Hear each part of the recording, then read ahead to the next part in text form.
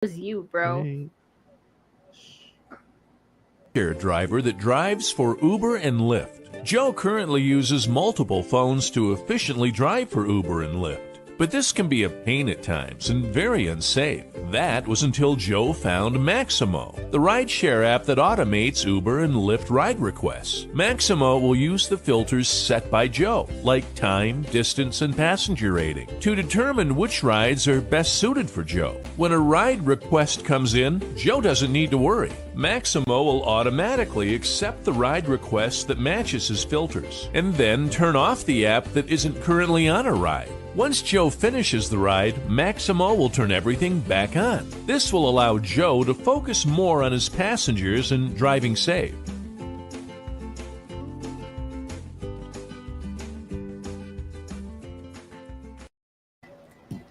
Hey, what's up, everybody? Welcome to Thursday Night Roundtable. And we are a Hannibal short again this week. Next week, I know he'll be here. I'm on the road, and Gary and him and Kim are going to take care of things. So I doubt, I know he'll have to show for that one.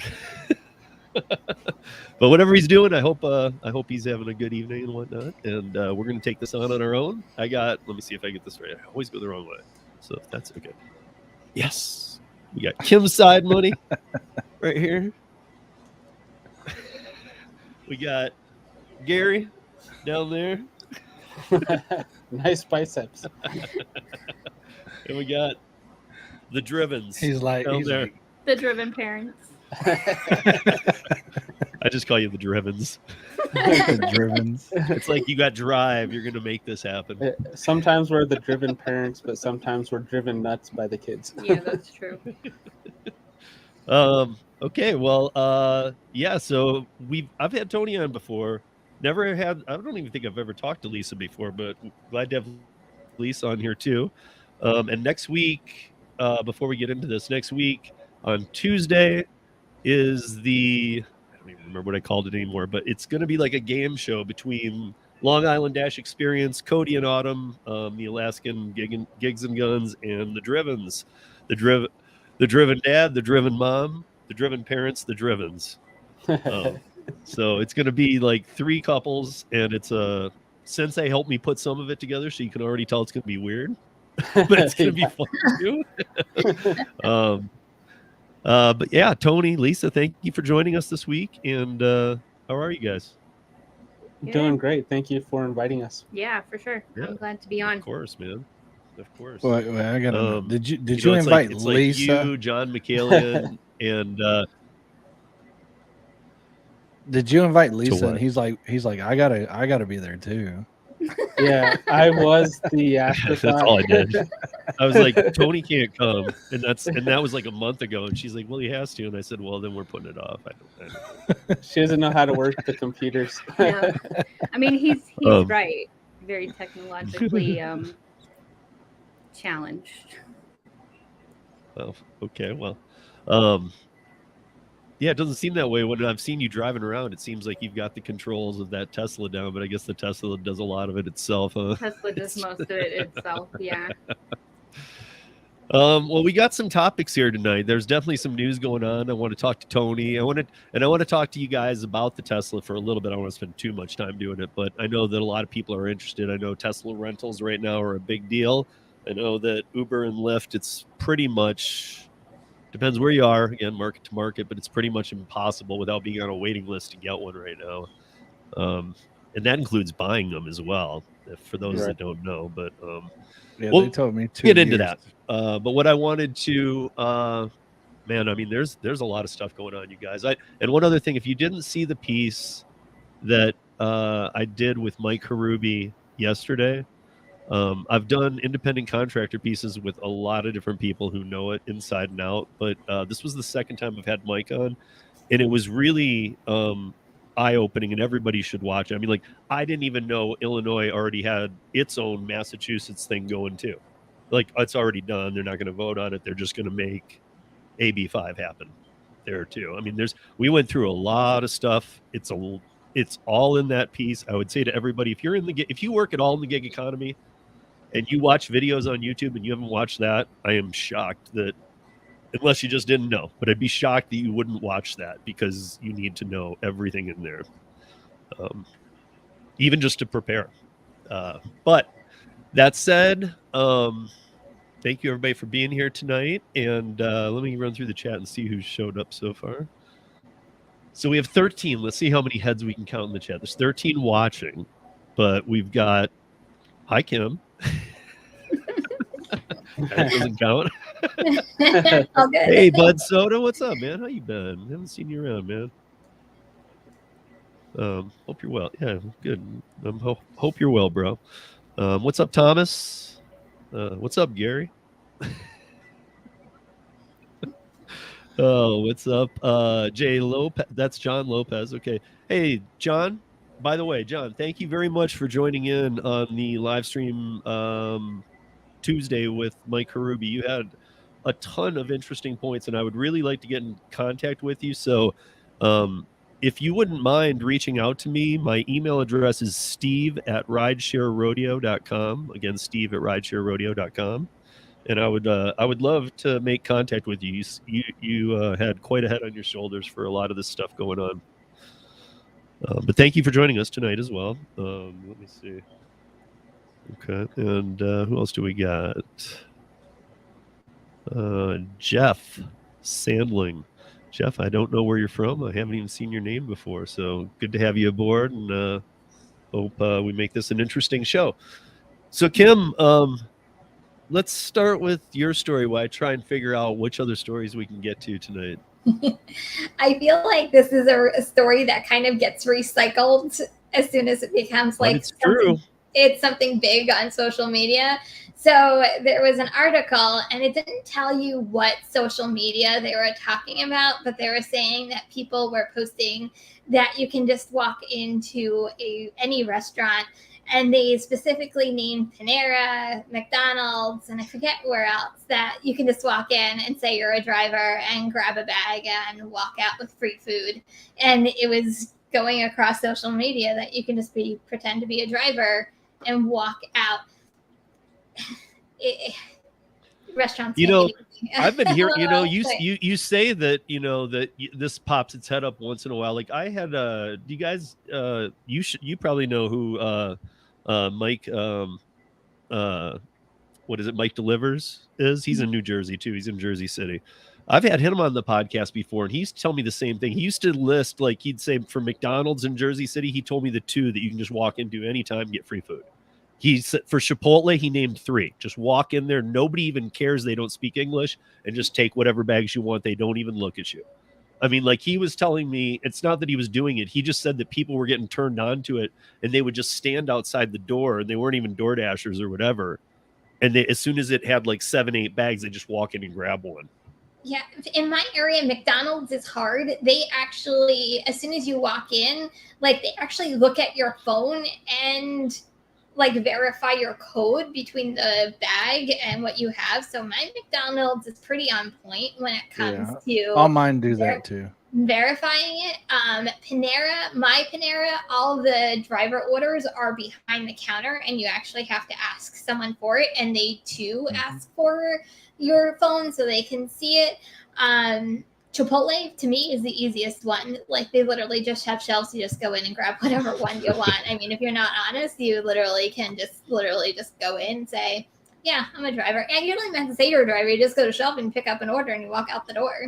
See, I can do that with Subway here because Subway has that to-go rack, and that's where they put everything.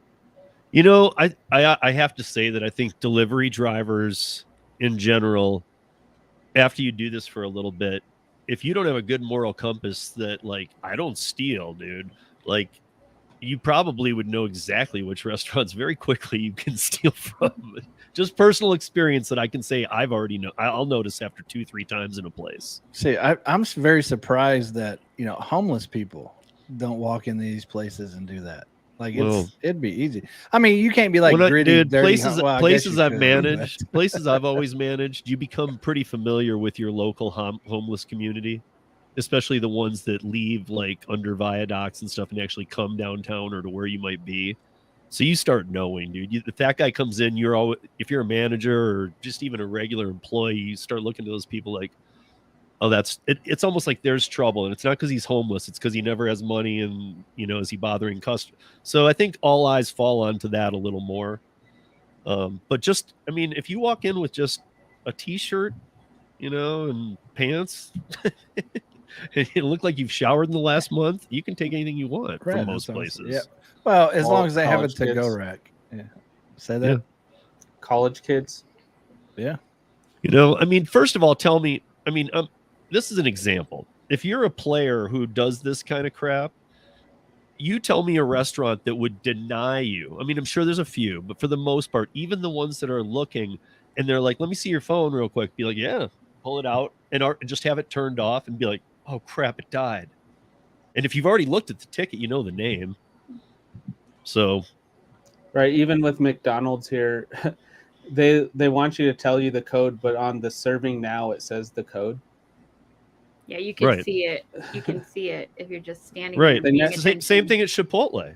It has the name of the customer, and so you can look and then not look and be like, yeah, I'm picking up for Ben. I hope you're not a picky eater and don't get something that you really don't want to eat. Nasty. Can you imagine walking in and go, yeah, we're going to get some free food. You get home, you're like, what is this? or you might come in, like my McDonald's, for some reason, their DoorDash system goes down a lot. So it doesn't populate into their actual API and show the numbers on the screen. So you get there, and sometimes they have to go to their tablet that they have in their office and pull up, I guess, the order from back there and verify the numbers and what's on their order, because it never went through their actual API. So that'd be awkward. You walk up, you're like, yeah, I got 1633. And they're like, I need to see your phone. You're going to be like, shit. Yeah. Having run, primarily bars, but bars here in Colorado, you have to have a small kitchen. You have to do, to have a full blown license. You can serve liquor, beer, be open till 2, all the things you need to do with a bar. You need to be doing at least, you don't have to be a full restaurant with liquor, but you have to be doing at least, I think it's 10% food sales, or else you're going to get a very small place, a low capacity place, a place that can only do beer and wine, all kinds of different liquor licenses. But to get like that, that's what you're going to have to do. And, I just, I don't know. I'm just confused, because when I was running the bar, you have to run a good liquor, beer, food cost, even if your food is only 10% of your sales. So I can't imagine where food costs have gone since this pandemic. Because, dude, I remember about a year ago when remember all the pictures of McDonald's and there was like 100 bags? At some point, all those get discarded. Yeah.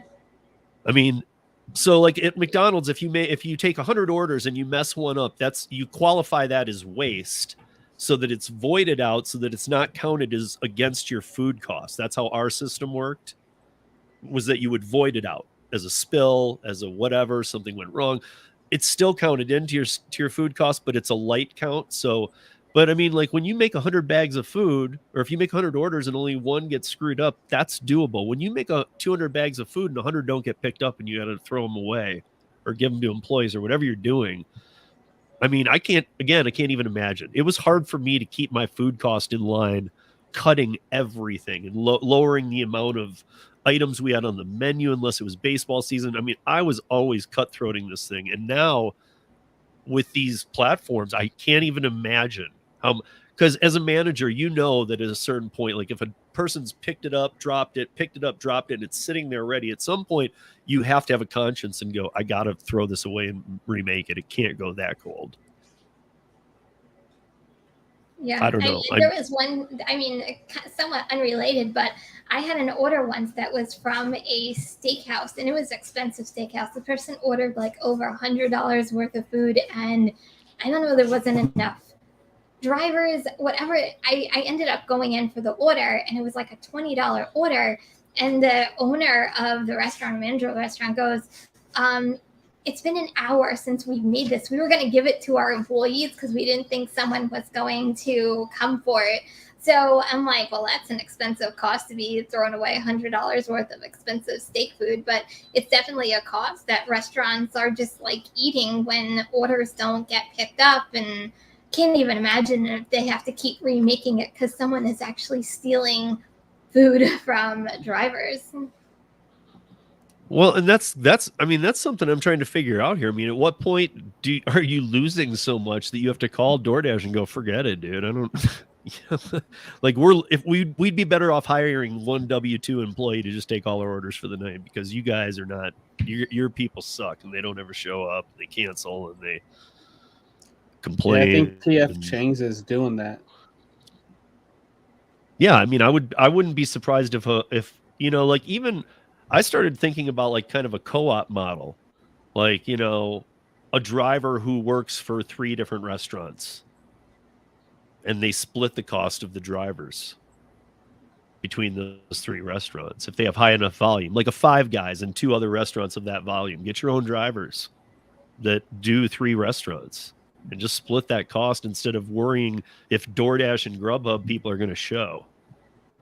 I mean, we all show. We're veteran. We don't take an order unless we want it. Right. But there's always turnover, churn. There's always new people coming, people going, whatever. The new people or people who just are learning that they don't need to accept everything I've talked to some people who are just like, dude, I was going to have to wait like 5 minutes, so I just dumped the order. I'm like, yeah, then don't take it. I've had servers stand in a window. They yell at a cook and the cook's like, shut up. And they have to stand there for like 11 minutes now because the cook will put their order in the back. They can't move. And you can't just go, I'm just going to drop this order and go take another one. That's called getting fired. So I don't know, man. I keep wanting to because I know if I remember correctly, I think DoorDash, like the restaurants can set the parameters on miles on how far like their deliveries are. If I'm not I think I got that correct. I think it's DoorDash. It's either DoorDash or Uber Eats, but I'm pretty sure it's DoorDash. I keep wanting to go into some of these restaurants that like you get like 13-mile orders, and I feel like saying, dude, in order to cut your costs, like lessen the miles, because you're never going to get a driver to go 13 miles for $5. So just word of wise, if you want to cut your cost of your restaurant, just like lower your miles and you might get better results. But I've never done that. But I feel like going into restaurants and educating them from the driver's side. Yeah. But yeah, I mean, just real quick, I just think restaurants already know that they're going to lose food due to like theft. I feel like they already factor it in. I just don't know whether they factor in as much as, you know, it's actually getting. Come on, Chipotle, I feel like they're losing money left and right just by doing it. But I almost feel like they almost have, I'm going to assume, like an account, like almost like a national account with all of these delivery platforms, that it's just not one store. Like they would literally have to take the entire, you know, company off of a platform. And to me, that might be a bigger loss than just sticking with I don't know, I guess you have to weigh your costs versus, you know, how much you're actually spending to have the platform. Yeah, or maybe, and because I don't know, I mean, I haven't been in the restaurant game since these apps have come around for food delivery. And, you know, I'll say that maybe they have you know, they've obviously, if it was me, I'd create a whole new line item of waste and voids and stuff that are just for all the platforms. Just see what exactly they're causing for problems. But I'm wondering if there's a deal they make where the restaurant or the apps cover a certain amount of waste or loss when due to, if they can look and see that 3 people dumped an order and go, yeah, well, that makes sense. It would be very cold. I understand why I don't know. I'm wondering if like they have agreements with those, because if I owned a restaurant, we were always just trying to get all the payroll paid and everything all the time and have inventory. I guess you don't have that kind of room. Yeah, I also wonder, because you know, just like you, I come from a retail background, that like whenever we had known theft, like we always went back to the video camera and try to figure out where the theft came from and try to see a pattern of like the same person coming in, or, you know, if we had something, then we would turn it over to the cops or whatever, just based off of, you know, the amount of theft. I can't imagine that like a place like Chipotle or Panera, like they have to have cameras in place that if they see a consistency going on, like they have to have some of this on camera, that they would be able to say, okay, this person keeps coming in every single day, you know, we need to do something about it. But there's so many dashers and there's constantly new ones. You wouldn't know them from your regulars. Yeah. Because you just see people coming in all the time, be like, well, that guy did something. Well, then he never comes back. And then you got 10 other people doing something. I mean, I don't know. I don't know who'd review that tape But and find also anything worthwhile. But some people are greedy. Like, they can get away with it once, but then they keep saying, oh, I'll just get, like, this is easy. I'll just keep going back and back and back and back. And, you know, what are they going to do? I don't know. What's your guys' Tony, Lisa rule on dropping? Because I know that Tony, you somewhat feel like I do. Like, you know, if you take on the job, do the job. But there are exceptions. So what's your rule about? Yeah, if it's a restaurant that I know sucks, but sometimes it's quick, it just hit or miss. Like yesterday, we were at India's Castle over there on Arapahoe and 25, and a lot of times their orders are so far behind, you just have to drop them because they just started them. But yesterday they were on time, so you know, when they say 3 minutes, they really mean 3 minutes versus the ones that are like 5 to 10 minutes. I'm like, that's 15 or 20 minutes. Right. Like, just be honest with me. Like a Five Guys. I think that's Right. pretty much universal. We always say market to market differences, but somebody in the chat, please chime in if your Five Guys is always on time and never has had an issue. For Yeah, real? I mean, Tim's got her hand up. I do. expect I Five actually Guys.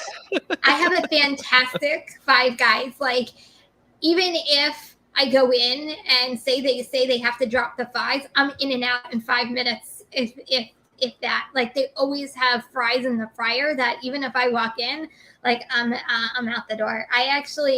They're on point, my Five Guys. You can actually probably see, like, I do a lot of Five Guys orders, and they pay really well if you can get a decent Five Guys that doesn't make you wait. But I've been to other Five Guys, and it's not the same thing. Ours is awful. I like, even if the pay is good, I wouldn't accept it. Well, Just the 'cause- Five Guys down south is pretty good in most of them. There's a couple of them that suck, but I just know I'm going to wait on fries if it's in, like, I'll look at the items, and I definitely pick up those orders when I have to use the restroom. I was gonna because say Five Guys is our pit stop. That's when we Yeah. go to the bathroom. The only ones that kind of slow is, like, they always forget the milkshakes if there's milkshakes, and then you have to wait a little bit for that. But I've had other Five Guys, though, in other parts of Denver that, yeah, they didn't even start the order till you walked into the door. But yeah, my opinion is, if you accept it, take it, unless it's gonna make you wait forever. I've dropped some that. That's why I was wondering if you had a rule of thumb, or Kim, if you do, or not for Five Guys, for any restaurant. Like, what's your? Mine's a 10 If I hear minute rule. 5 to 10, if I hear 5 to 10 as my wait time, I know that's 20. By the time I drop it and another dasher comes, it'll be ready for that person. And I usually have something on another app I can just go grab. Isn't that funny? How 5 to 10? You're like, I always know that's 20. Is that because before delivery apps, I never told anybody but the truth on how long their food would be, even if it wasn't going to make them happy. You know, like, hey, why don't you have a drink in the bar? Because we're running behind because of the baseball game. It's going to be like 35 minutes. I did that with a straight face, didn't care. Now I feel like people don't want to be yelled at by the DoorDashers or the Grubhubbers and get in a fight with them. So they're like, it's going to be 22 minutes, but it'll be like 8. So can you just go over there? Well, what I try to do is, hey, I'm not, I say, hey, not trying to pressure anything, but I need an actual time, because they'll decide if I let another dasher come get it or if I'm going to stick around. Yeah. Yep. Yeah, I had a guy say that an order was going to be ready in 15 minutes, and then he corrected himself. He's like, no, I mean 5. I was like, it's 15. So, okay, I gotta talk about something that I was talking with John Dash about this week. So John, I don't know if you guys, I know you guys know John, but I don't know if you're know that, like, he's been really working Corner Shop in a big way, and he hasn't been putting out any videos on it because he told me, he said it's a gift when it comes to your market. It's like Spark, but it's not going everywhere, and the pay's staying high and all this. I said, they're owned by Uber. He said, I know. He said, but they're keeping it separate. Well, they're not anymore. Spark app has closed, and it will be on Uber Eats. And so you mean Corner Shop? Corner Shop, sorry. Corner Shop has, like John said, he can't make any money on it anymore. They killed the pay model. Now they're going to move it to Uber Eats, and it's going to fit into that pay model, which I always knew was going to be the case. I just, I'm reading all these articles about it. Like, they try and spin it good in one. Uber ramping up grocery service with new features on the Eats app, as if Corner Shop hasn't existed for 6 years. It's just been in South America. They were doing great, so it's like, and then Uber buys them, and they were doing the same thing they were doing with anything Uber takes over or gets into. But I think because the South America version has such a good taste, and because Uber Eats is over in Europe, so they can compete with any grocery apps that might spark over there. So I think that there's built on that. They're built on the globalization of it, and they want it under the Uber Eats tariff. And they're slowly going to get rid of that branding, but I think they're going to do it slower than usual, because if they turn it into Uber Eats everywhere and all the people in South and Central America get paid less than they already do, it's not like here. If you get paid less in South and Central America, I've done shows down there since 1996. Spent a lot of time down there doing production. If you take people $1 a week out of their earnings, they have to go find new work. And yes, I'm exaggerating a little, but I mean, they don't have a lot of room to budge down there. So if you turn Corner Shop into Uber Eats, you're going to lose them. I saw that article. I was actually reading it before I came on, because I had, and I don't know whether the Corner Shop was not available in my area. It was only available in North Jersey, so I could never get on. And I don't know whether this is because of the whole integration with Uber, but last night I've never seen payouts with Shop and Deliver so high before. Even like last night, I got it reminded me of Spark a little bit, because I got a Shop and Pay, or Shop and Deliver, Shop and Pay, whatever you want to call it, for $23, and it was only 6 items, and it was like almost like a $20 base pay and like a $3 tip.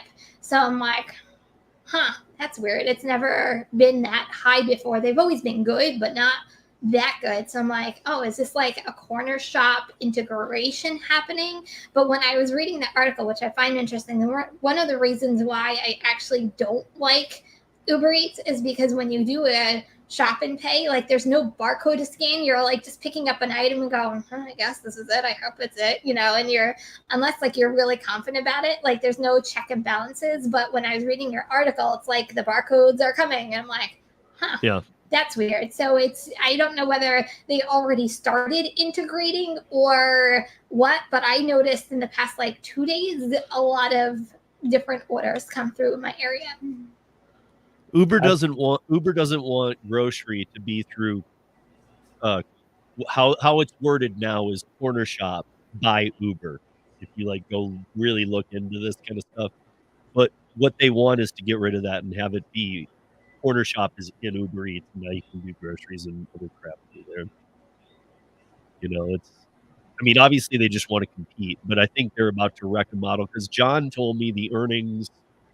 He was telling me his actual earnings on Corner Shop, and what I'll tell you guys is that they were better than every one of you has told me you earn on Spark when you started. In the past 2 months, those who come on to Spark going, this is the best pay ever for 4 weeks. Corner Shop was paying John better every week than any of you guys on Spark. That's why he didn't make any videos on it. He didn't want people knowing about it. He even told me that. He's like, now I got to get all my videos out quick, because they're going to be worthless in a minute. Because they're going to go under this new horrible pay rate. And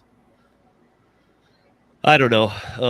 It seems like, this is, I guess my point here is this is what Uber does. And I know Uber went out and found Corner Shop and bought them. So it's like some people might think, yeah, but they brought Corner Shop here. Well, Corner Shop was just starting to cast out the line to see who would bite to move it out of country. So it didn't have to be Uber. I just wish things would quit selling to Uber all the time. You know what I mean? It's like, you guys, like, if Uber wants to buy you that bad, you have something. Right. Get the other apps to compete at least. Yeah, it's crazy. Yeah, okay, so So because of all the bad press right now with these delivery apps and just so much going on and everything that in the Uber dumping of files, DoorDash and Grubhub are pausing their lawsuit over San Francisco's 15% fee delivery cap. Like they were going to the wall with this one. They said we're not gonna end this fight, and now they're like, well, we're gonna pause it. So I think at some level they're accepting, yeah, we probably shouldn't take more than 15%. That does seem unfair, doesn't it? Didn't Colorado also put some sort of cap on delivery fee for the gig apps? But here's the thing: are we to a place where it can be? If you remember, it wasn't AB5 went into effect. I mean, it did, and then in February, it went in January of 2020, and then in February of 2020. The state of California is like, hey, Uber, pay us. You owe us money for this AB5 thing. And they're like, no, put it on the ballot. We want to vote. And so they put it on the November 2020 ballot to have it voted on for Prop 22. Mm-hmm. But even before AB5 was ever even introduced, California had the type of restrictions that you're talking about here now that we're starting to hear about. And they just for years just said, hey, yeah, we're not going to follow that. So do what you want. Yeah. I mean, it's really weird in this country. I don't know. Obviously the change is starting to happen. States are starting to communicate because like I said, Tuesday when I was talking to Mike Harubi, we talked about New Jersey, Massachusetts, California. And we were talking about other states, Pennsylvania. And then somebody in here tonight, John, had come in and he talked about Illinois, and then Mike was like, he pulled out his Illinois information. He's like, I got that too. He's like, yep, they're just going to skip the vote and go right to an AB5 model. I mean, it's just getting ridiculous. These states are like being told that, hey, this is the way to go. And then like, if I'm running the state or if I'm running that department that's going to make that decision, I want to see all the stats. I want to see everything from California. How is this winning? I don't just want to go, that looks pretty. Cool. I'll buy one. I'll take that. I want to see. Okay, so how is this working? Because if you look, California's already failed. Yeah. And they're going to be removing AB5. So why are you selling it now? And not only that, they failed all of us as well outside of California because it's hurting the whole country. We workers might not know it. And let's just call it a penny so that we don't even have to argue over it. But we across the country are subsidizing California. These companies can't make money as it is. And now they, especially for the delivery drivers, we go over this often, it's still a base pay of $3 on DoorDash in California. So if you live in San Francisco, all you can make is $6 from the company an hour. And minimum wage there's just under $20. So plus 20% is 24. Take the 6 off. Every app has to pay you $18. Every delivery app has to pay you $18 at least an hour to subsidize your pay that you're active. Wow. Just pathetic. I mean, and to think that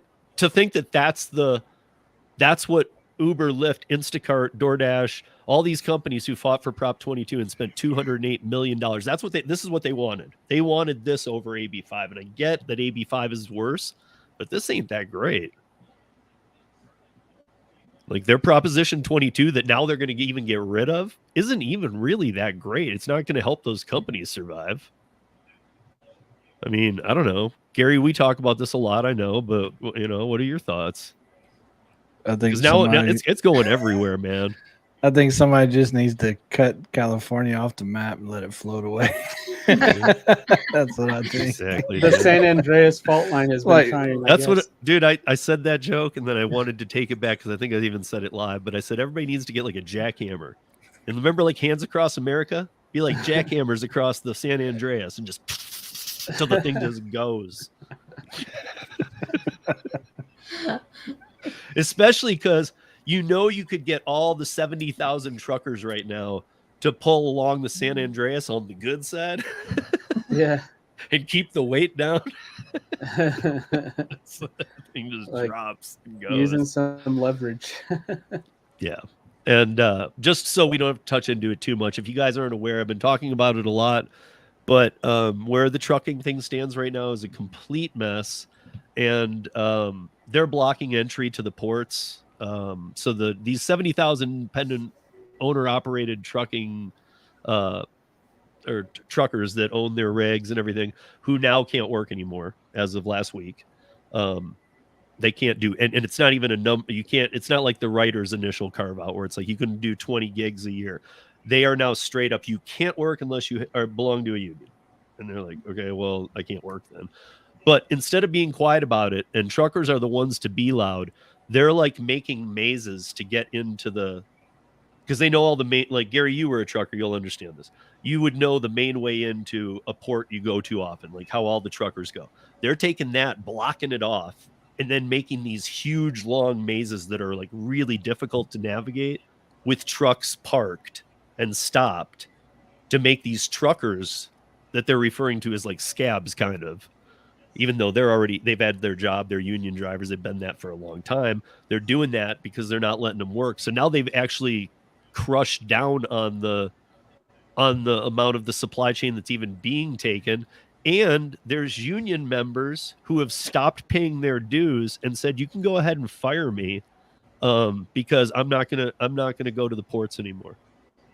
And then you wonder why we have supply chain issues across the United States. Like, this is, I don't wonder at all. I literally ridiculous. Every day I hear a news story that just makes my jaw drop about this country, and it's got to get solved, guys. I mean, like, that's what I said to Mike Harubi, and he really is in touch with this stuff. And I said to him, I said, listen, let's just keep it easy. Do you see that in the next 2 months, these AB5, the people who had their carve out, which was a weird carve out from AB5, the truckers, who now just had their carve out taken away and they have to be employees.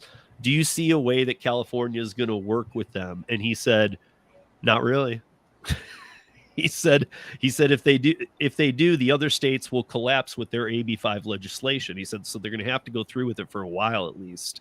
They might try and come up with alternatives. I know one alternative that was literally Lorena Gonzalez put this out there, you guys. I am never appalled by a person more than this woman. And she said, if you don't like the law, you can still work the California ports if you move to a different state. It just doesn't make sense to me. At least it's no, just me. She's trying to be the AG of California. Yeah. She was the spearhead of AB5. Now she wants to be AG of California. And this is her view. If you don't like this, get out. But then how are you going to get your goods from the port to all the supplies out in the world? Like, you're just... I was going to say not California doesn't care about the rest of the world. They just care about California. Yeah, see, and then and also up in Oakland right now, they're having some huge problems. Oakland can't even get anything from the port right now. They're like not just demonstrating or protesting, they're like old school line picket protesting. Like, I'm from Michigan, so like the old school way of protesting in Detroit, where if you're a scab, there's like a guy hitting a baseball bat in his hand. So it's not like they're just gonna go scab as you walk by. You're just not gonna get in.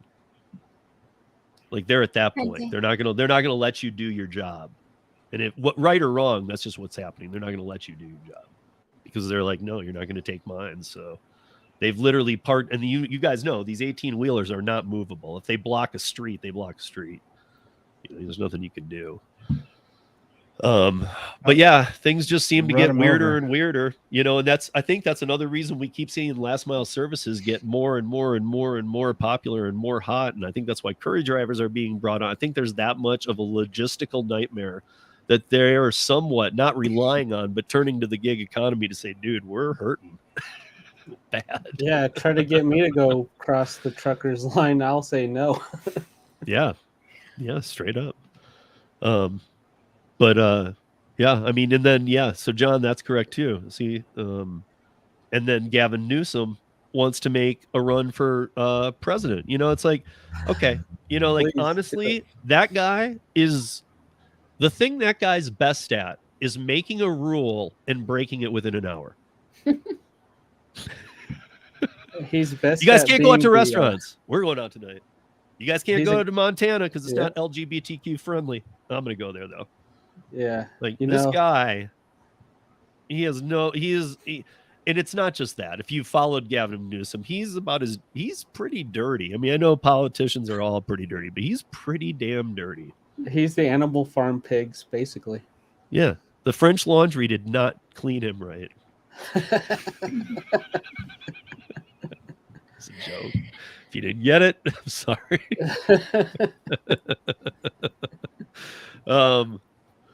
Okay, so Tony, Lisa, you guys do a lot of DoorDash. Do you guys get alcohol deliveries? No. No. I mean, Never? wait. I've gotten them for 7-Elevens, but I've never actually got alcohol. It's been tobacco. Yeah, I've done tobacco deliveries, but never alcohol. Okay. Did you know that now they're gonna? And this is funny, Gary, because you and I were talking about this not long ago. But like, they're gonna start using a new ID system. What's wrong with the old ID system? Well, now they're gonna have to scan your IDs. Well, that's how you did it before. Well, Right. okay, the double check IDs when delivering alcohol. So DoorDash is changing its policies in a move that it says will crack down on underage alcohol orders. In addition to having users upload a photo of your ID to the app, DoorDash drivers will have to scan your ID when they arrive at your home. DoorDash has already been testing the two-part verification in Dallas, Detroit, Miami, Phoenix, Portland, Oregon, Seattle, North Virginia, but now it's rolling out in every state. The service previously only required you to upload an image of your ID that Dashers were supposed to check when they arrived at your home. Now they have to scan it. So I don't think that it was a scan before, Gary. I don't know. Yes, it was. Before the pandemic, I don't know if any of you guys did alcohol deliveries before it. A lot of states during the pandemic, they actually allowed alcohol. Florida is one state that you've always been able to do alcohol by delivery, or at least as far as I can remember. What it used to be is you'd show up, you try and scan their ID, but then the app would glitch so bad that you had to hit manual input. Then they decided that was too crappy, so then they just switched to this system that they currently have now, which is just verification. And now it like pops up on your thing, tells you what to check for and things like that. Yeah, good luck. My guess with this story though is what I was trying to figure out from this is just because of all the times I've had to take tips classes, which tips classes are for knowing when people have consumed too much alcohol. If you ever hand alcohol to somebody, you're supposed to be tip certified, at least in Colorado. You should not ever be selling, even at a liquor store, you have to go be tip certified. You're not supposed to sell liquor unless you understand liquor. Asset protection manager, I had to be tip certified. I was going to say, I had to have everybody tip. You had a week after I hired you to get tip certified, and I would always have to do it. I'd have to arrange it, get it set up. I'll never do an alcohol delivery with actual alcohol because I'm not putting myself liable to any of this stuff. Nope. Yeah. Me neither. Especially now. Like I get to the door and the person is obviously not sober. I'm technically not supposed to give it to them. But what if I don't give it to them and then they go back in the house and come out with a shotgun? Like, give me my stuff. Like, it's not worth it to me. I don't do alcohol deliveries either, but good luck trying to, if someone's coming out to you drunk, good luck trying to even like get their ID from them to even figure out how to scan it. Like, it just becomes a nightmare, and I'm not getting involved. I'm not getting involved with drunk people. To me, it's too much of a risk, from a woman's perspective. To me, it's just more of a safety issue than it is anything else. I agree. I'll do them as long as it's during the day. I only deal with day drunks. I don't deal with nighttime drunks. Dude, day drunks, I was thinking about that after you said that one time, man. Day drunks are just as bad. Have you ever seen, that's like the people who leave strip clubs at 2 p.m. Like, that's not the crowd you want to hang with, man. Some people work during the normal hours of strip clubs. Well, I mean, you have to look at where I deliver, though. Yeah, sure. I mean, I'm right next to a beach. I'm just saying I'm not going to risk it. Even if somebody's dead sober, I just don't know. I feel like at every delivery you did with alcohol, even if you feel like, well, that went really smooth. There was the person, that was them, this is their ID, like all that stuff. I feel like okay, well, something still could go wrong. And you know what? Even though the terms of service state certain things, I have learned to know that Uber decides case by case if they're gonna back you. Even if like you did everything right, they're still gonna be like, well, they're gonna try and find something you did wrong and leave it all on you. Right.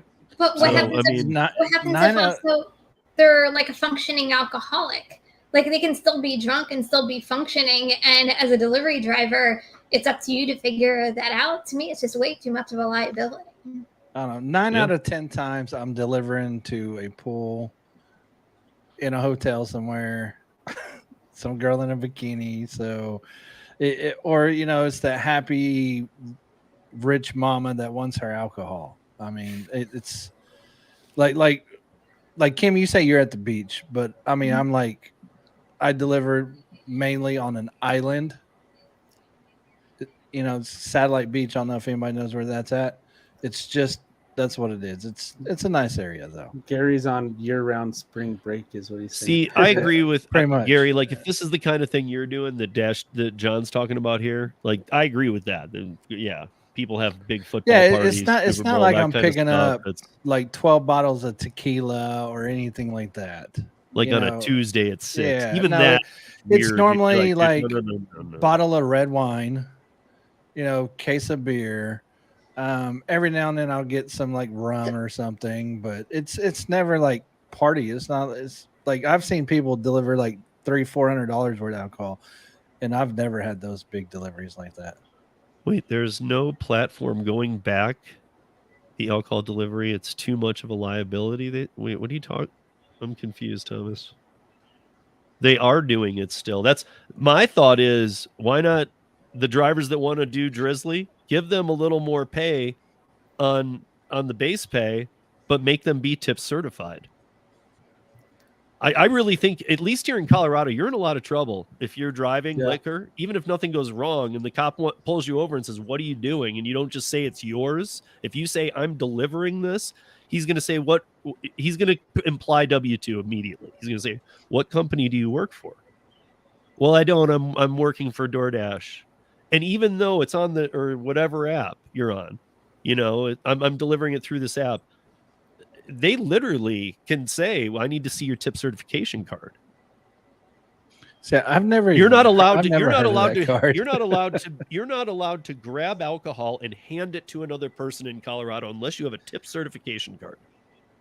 Yeah, it's Colorado is crazy with their liquor laws in general, and it's not statewide the way Colorado does, or countrywide the way Colorado does things. Yeah. I've never heard of a tip certification card ever. Well, I mean, they're pretty much, actually, Gary, they have them in Florida. You have to be tip certified in Florida. You do? Yeah. I've never heard of that. Most states have it. They don't all call it tips program or whatever. But your wait staff, your it's like an OSHA thing.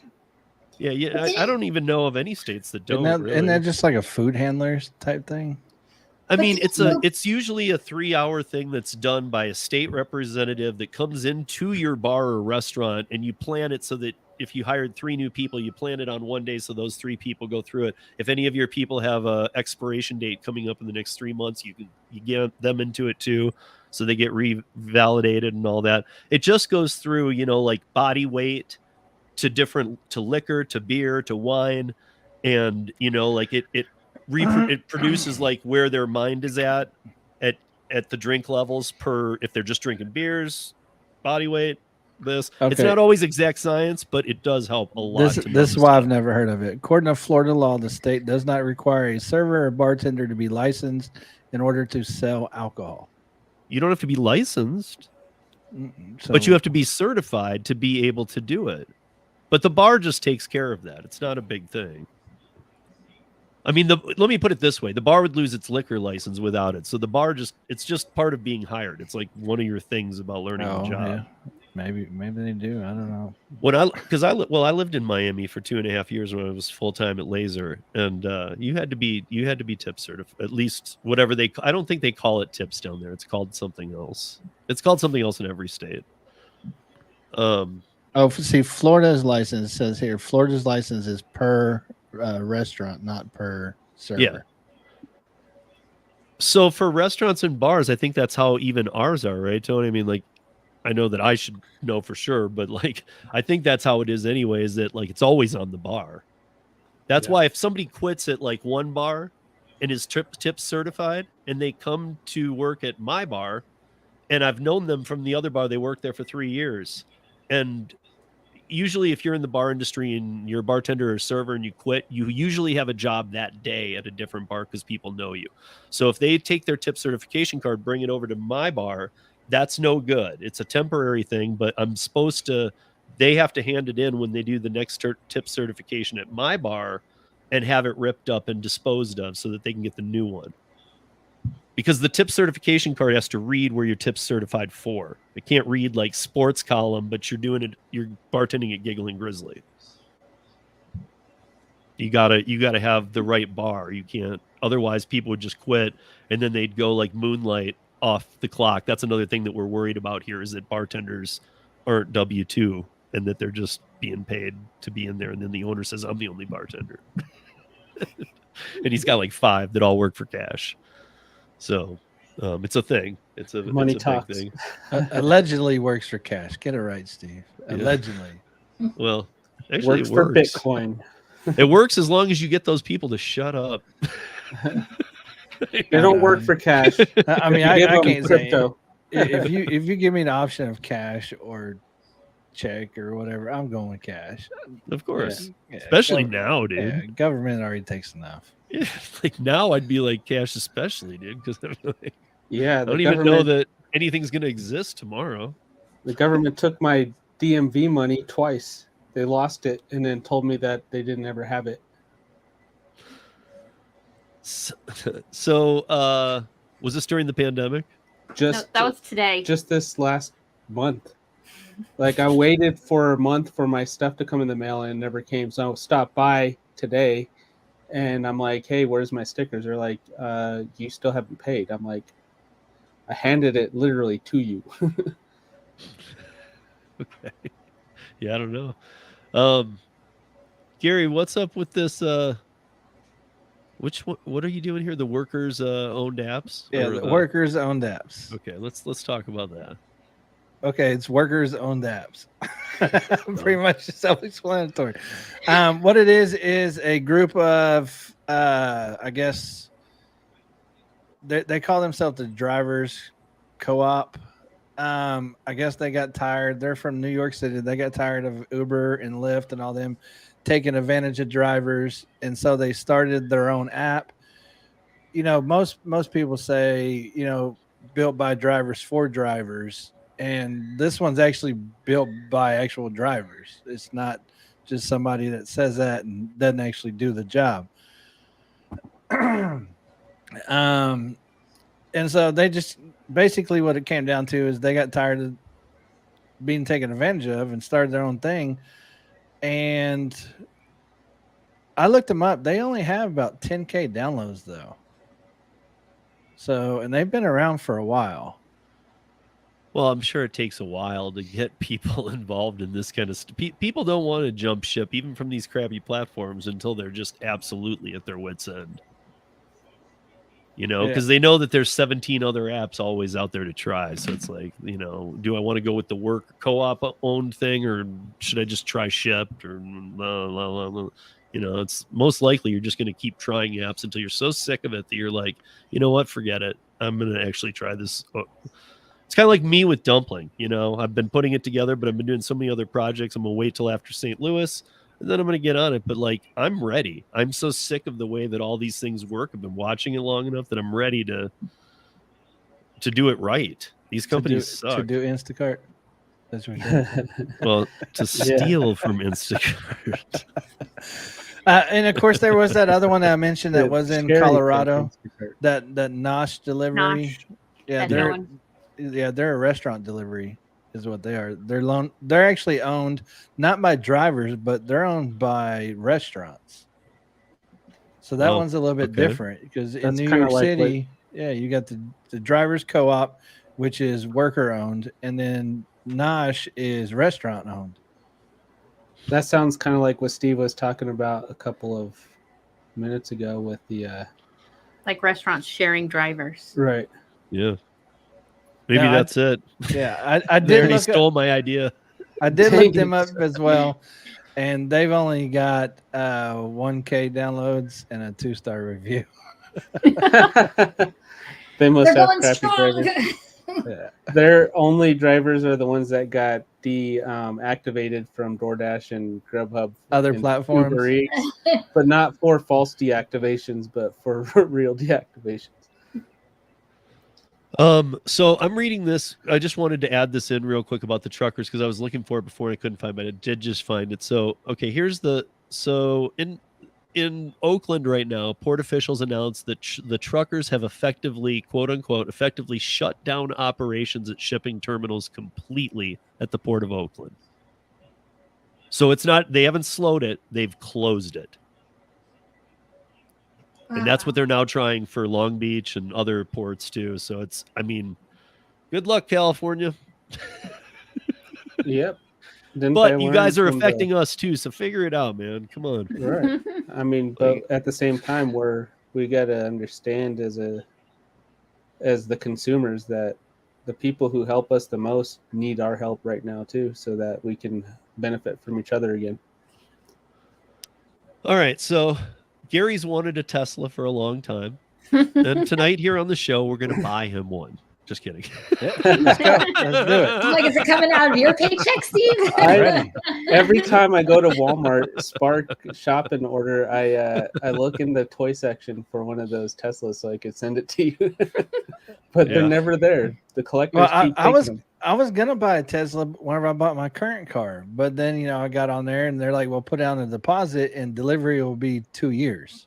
Yeah. And put the deposit down. Yeah, what? First of all, I don't even trust you'll be here in 2 years.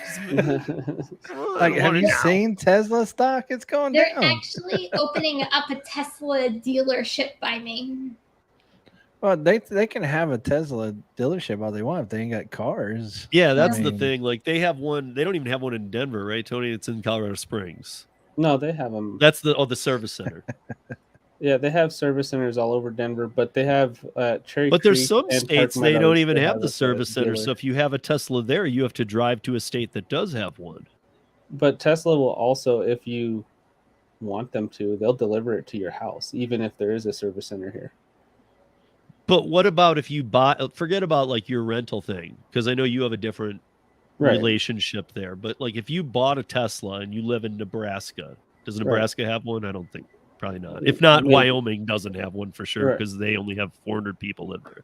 But Fort Collins does. But like what I'm saying is if you buy a Tesla, you have the option to say pick up from the service center or deliver to my house. Okay, but then what if something goes wrong? Like what? What do you mean for delivery? I don't know, body damage. Something like yours had, or engine issue, or something. Well, they fix it. Right. But do they come pick it up? Do they bring it back? Yeah, Well, Tesla, if it's an engine issue, they'll come pick it up. Well, there's no engine, but yeah. Well, you know what I'm saying, battery issue or whatever. Whatever if it can't be picked up, because it has to be fixed by Tesla. So if you live in a state that doesn't have a Tesla, they take care of all of that. Yeah. Yeah. Okay. They even have I mobile. did not know that. I did not know that they'll drive 1,000 miles to get your car. Yeah. They even have mobile services like that will bring a van of parts to your location and service it there if it's not needing the actual shop. My God, you'd think that you would save so much more money to just have a Tesla tech travel and be able to work in a garage for like 2 days fixing Teslas in that town, then move on, than all the shipping of these cars around.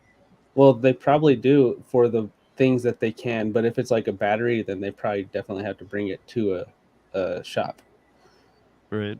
But like even body shops are being certified by Tesla so that they can have third party. That's what I was wondering. Body damage.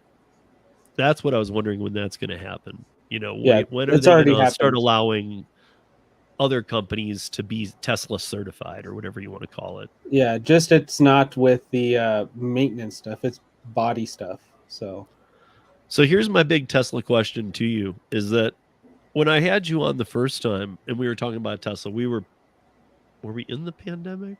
Yeah, we were in the pandemic, but gas was very cheap. So I'm not sure that, like, at the time when you were telling me how much you were spending, I was shocked. I was like, because gas was still really cheap. I was like, dude, what are you doing? Right. You know, I know you were making it work, but I was like, okay, just because of how much it was costing. That's why, nothing more than that. But now, I mean, do you somewhat, looking back, see that too? But now I can fully understand why it would make sense. But if you look back now and you're like, yeah, now it makes sense. But do you look back and say, maybe that wasn't making sense? No, because I always had the idea of how much my vehicle cost, not just in fuel, but in insurance, in maintenance. Like I had a BMW, and I still do, and it's almost on Turo since I got my DMV stuff today. The cost is like $50K. I'm spending at least $3,000, and $50K in miles. I'm spending at least $3,000 in additional repairs outside of regular maintenance. It was pretty much about break even, but right now I'm definitely ahead of the game, especially with free charging that I use from my Lyft account from Electrify America. Right. So, I mean, $440 or whatever it is after taxes for full commercial coverage and a vehicle that can do luxury mode all the way up to Uber and Lyft Black is a no-brainer for me.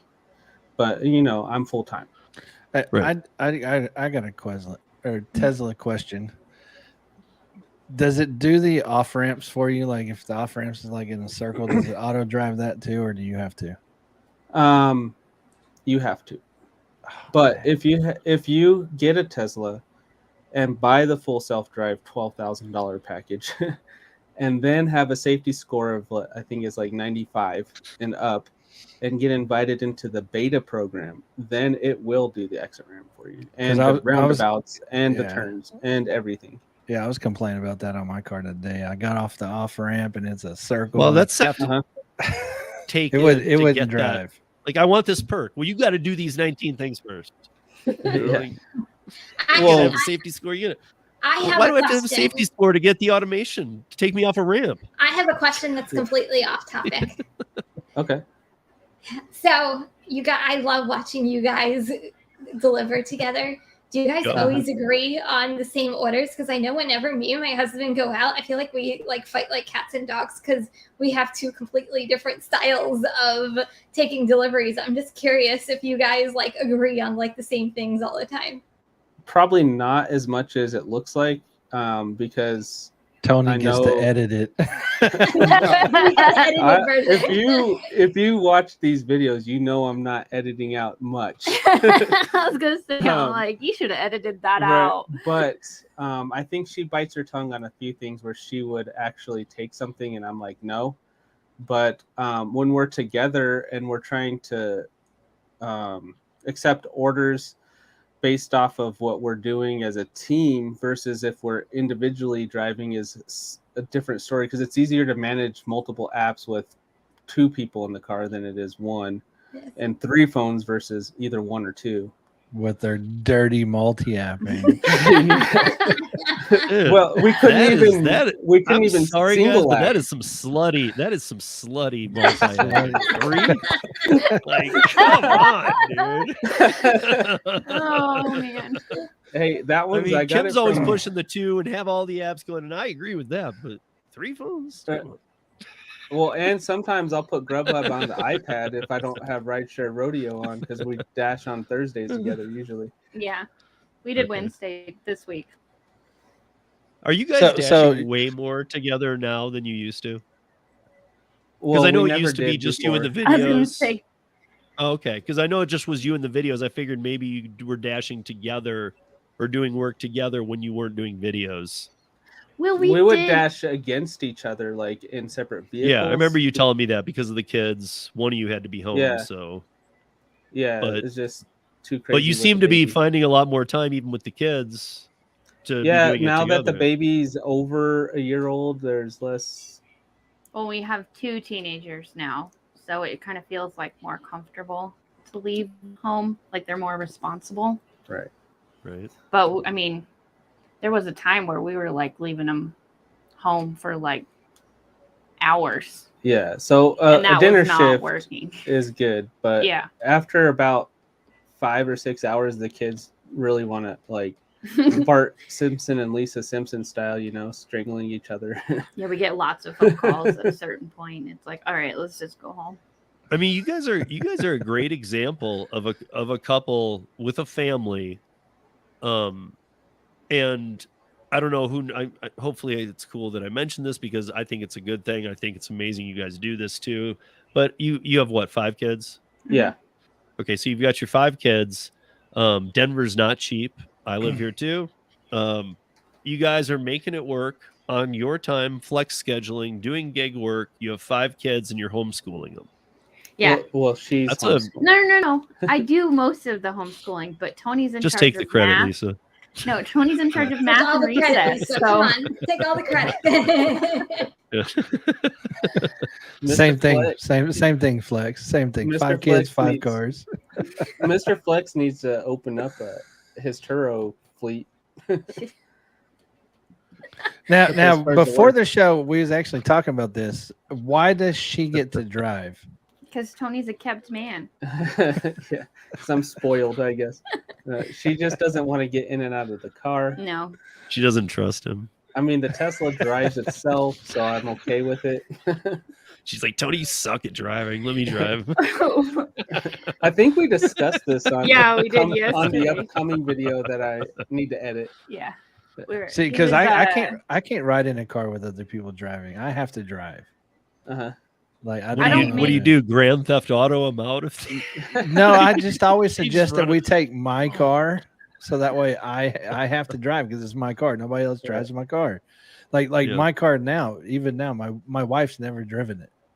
Really? Wow. Well, I Uh-uh. mean, I pay an extra $100 a week for her commercial coverage, so I need to get the value out of it. Gotta get your money's worth. Yeah. But that's when you guys were doing it. I mean, like, oh, okay. I guess you still have time. She's driving, but yeah, I would wonder about that because now you're doing it so much together. Do you do it apart still a little bit? Yeah. Mhm. She's got her 2 or 3 days a week outside of the. That way, I can have more time with the kids. They actually know that I have a beard. Right. And I can have a break away from the kids as much as I love them. It's nice to get out of the house sometimes. Me and Kim was talking about Hey, this Marion. earlier. Is I have my grandson with me now, Right. and he's driving me nuts, like completely nuts. So Gary, you're part of the Driven Nuts Club. Yeah, like I love him, but he needs you- to go. Dude, you just tire him out in the pool, man. I got a border collie. I just wake up every day and throw balls till my arm hurts and he can't stand up, and then I'm done for the day. Yeah. Like, I make sure he can't stand. He's got to be like shaking a little. Then I'm like, okay, we're done. wobbly legs. Yeah, 'Cause he won't. Even when he's that way, he won't quit. He'll still come back with the ball. Like he would be bleeding everywhere with a gunshot wound and bring that ball back. Mhm. I've had dogs my whole life. This is the only dog that would actually go that far. He would do that. I got it. Like, We had a chocolate lab border collie mix, and yeah. he was just like that, like He's got one thing on his mind: ball. ball. Yeah, Well, and and energy. if you say They squirrel, are just a ball of energy ready to explode. They even when Yeah. they look at you, even they're just like, like yeah, it's Yep. like, If you gave him a choice of food or ball, it's ball. yeah. yeah. Well, I mean, Tony, you've been here to the house, so I leave him in Yeah. the backyard, and he runs back and forth because we have the school across the street. So when he hates trucks, so like when they come down I don't know if something happened to him. He has a story behind him that I won't get into. How we got him was everybody says they always rescued a pet by going to the animal shelter, and I'm glad that people do that, especially if it's a kill shelter. But this was a true rescue. This dog was rescued and was having in short, it was having a hard time placing it. Even though he's awesome, and we've had him for years now, so he's totally come around. But he does have a thing with box trucks. Like I can tell it's not like he barks at all the trucks, but like if you drive a whatever it is, a UPS, a FedEx, something that size, a Ryder moving truck, he would kill you if I let him out the door. I don't know what it is. I don't know if like one ran him over sometime. Like, Yeah, that's why Steve won't get a box truck for Curry. yeah, I'm thinking about getting one just running it in the driveway all day, honking it at him, and it doesn't even need to run. Just have a horn. You're like, I'm going to socialize you with these box trucks, buddy. But yeah, so oh crap, I lost my stories there. So okay, well then, while we have you here, before Tuesday, what apps are you guys finding in Denver you're working the most? Because here's a weird thing. I have a question. I have this question because last night I was up at Red Rocks doing some work, and I ran into some people, and one of them is about to get into the gig economy, and her fiance, I guess I can call it fiance safely, yes. Her his fiance, he did rideshare, a different job, and she's about to start doing it, and she's like, so do I just start with rideshare? She's never done any gig apps. I'm like, you're gonna start with rideshare?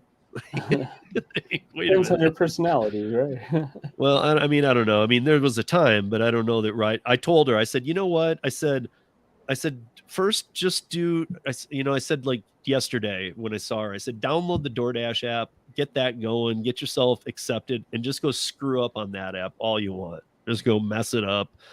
I know you didn't tell her Instacart. Well, she asked me about Instacart. She's like, well, I already signed up for Instacart. I said, well, you don't even need to turn that on. You're not going to get money from there. I said, in fact, you might want to just call them, and it'd be pretty cool if you called them and closed the account before you ever even did one. Well, you know what? You should save the Instacart for last once you've mastered it, and you can do dumpling. Then get on your Instacart and start doing Steve's. Well, again, she's just getting into it. She's going to be doing it 20 hours a week, and she wants to multi-app right out of the gate. But she didn't know that. I explained that to her, and I didn't have a lot of time. I'm going to be talking to her more. But so, what apps are jamming for you guys? I told her, I'll sign up for Shipt. I told her sign up for the food delivery. She's like, I don't want to do those though. I'm like, just sign up for them.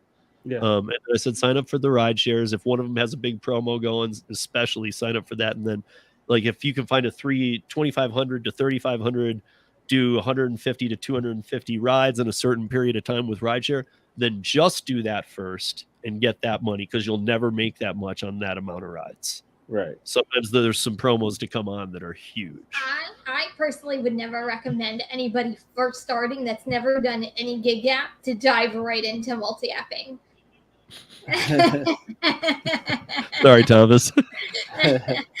Yeah, so how about you? I just wouldn't recommend it. Okay. I would start with one app, get it like under your belt, because once you start with one, then you can kind of figure out how other ones work. But to start like full-fledged multi-apping and not really understanding how the pings on the phone works, like it can be extremely overwhelming, and you're spinning your wheels and you're not really making money because you're not understanding what's going on. I would recommend starting just with one app and then work your way into maybe even a week, 2 weeks later, once you feel comfortable, get another app, and then kind of keep building yourself. And doing a slow time when you multi-app for the first time. Sure. Yeah. I'm just wondering, I was trying to give her my suggestions for I think for where I am in Denver. Okay, so think of it this way. We're a perfect, where they are, where you are, where I am, where you are, you two are, and where Jesse and Jessica are, we're a perfect triangle. They're in they're right over by you know where Fox Hollow Golf Course is? Fox Hollow. What city? It's like Littleton. It's way down there. Okay, yeah. Oh, okay, yeah, I know. So, I mean, between where you guys are, they are, and I am, we are the three triangular points of Denver on the outskirts. Right. On the central to south. Yeah, so I was trying to tell her, you know, I don't I don't often get your way, but I said, you know, for me, I said I like ship, but I only like ship because I have a specific target that works. You know, Yeah, just over like where some they're people at, are the saying there's Highlands Ranch specific one is good. shores, you know, so it's but I was trying to get her, you know, I want to get her on a couple apps just to feel out some apps, but I'm trying to get her on the right Denver ones right now. That'll, Right. you know, Well, or at least ones where if she screws up and gets kicked off, it's like, so what? It was DoorDash. Who cares? Right. Right. DoorDash know? is a good one to learn on just because there's so many offers. As long as you understand, like, from the get-go that all their metrics, the only one that matters is your completion rate. Mm-hmm. I think DoorDash is a good entry level app for everybody anyway, because you learn right out of the gate what scamming is. Yeah. I mean, Or what there is happens when it Instacart, glitches every 5 seconds. Instacart orders suck, and that is my worst company. And no, who said it here? I just saw it. I think it was Marion. Oh, yeah. DoorDash is the gateway drug. Steve and Instacart need to hug it out. Ain't gonna happen. I mean, I carry a knife, so I'll hug it out with them, but I'm putting a knife Steve's in their back. like, I'm going to thug it out with them. I think she should start with DoorDash to Tony's point, but I'm looking at Bud Soda, you know, take nothing below $6. I think she needs to figure out what her own cherry picking parameters are. Right. And I'd say then $6.50. Later, because that's a whole game altogether. Is what She's in a really, nice neighborhood that tips really well. Mm-hmm. You will Okay, get good tips there. So $6.50 and up, and yeah, maybe like $1.50 a mile, just because there's going to be hidden tips there. yeah.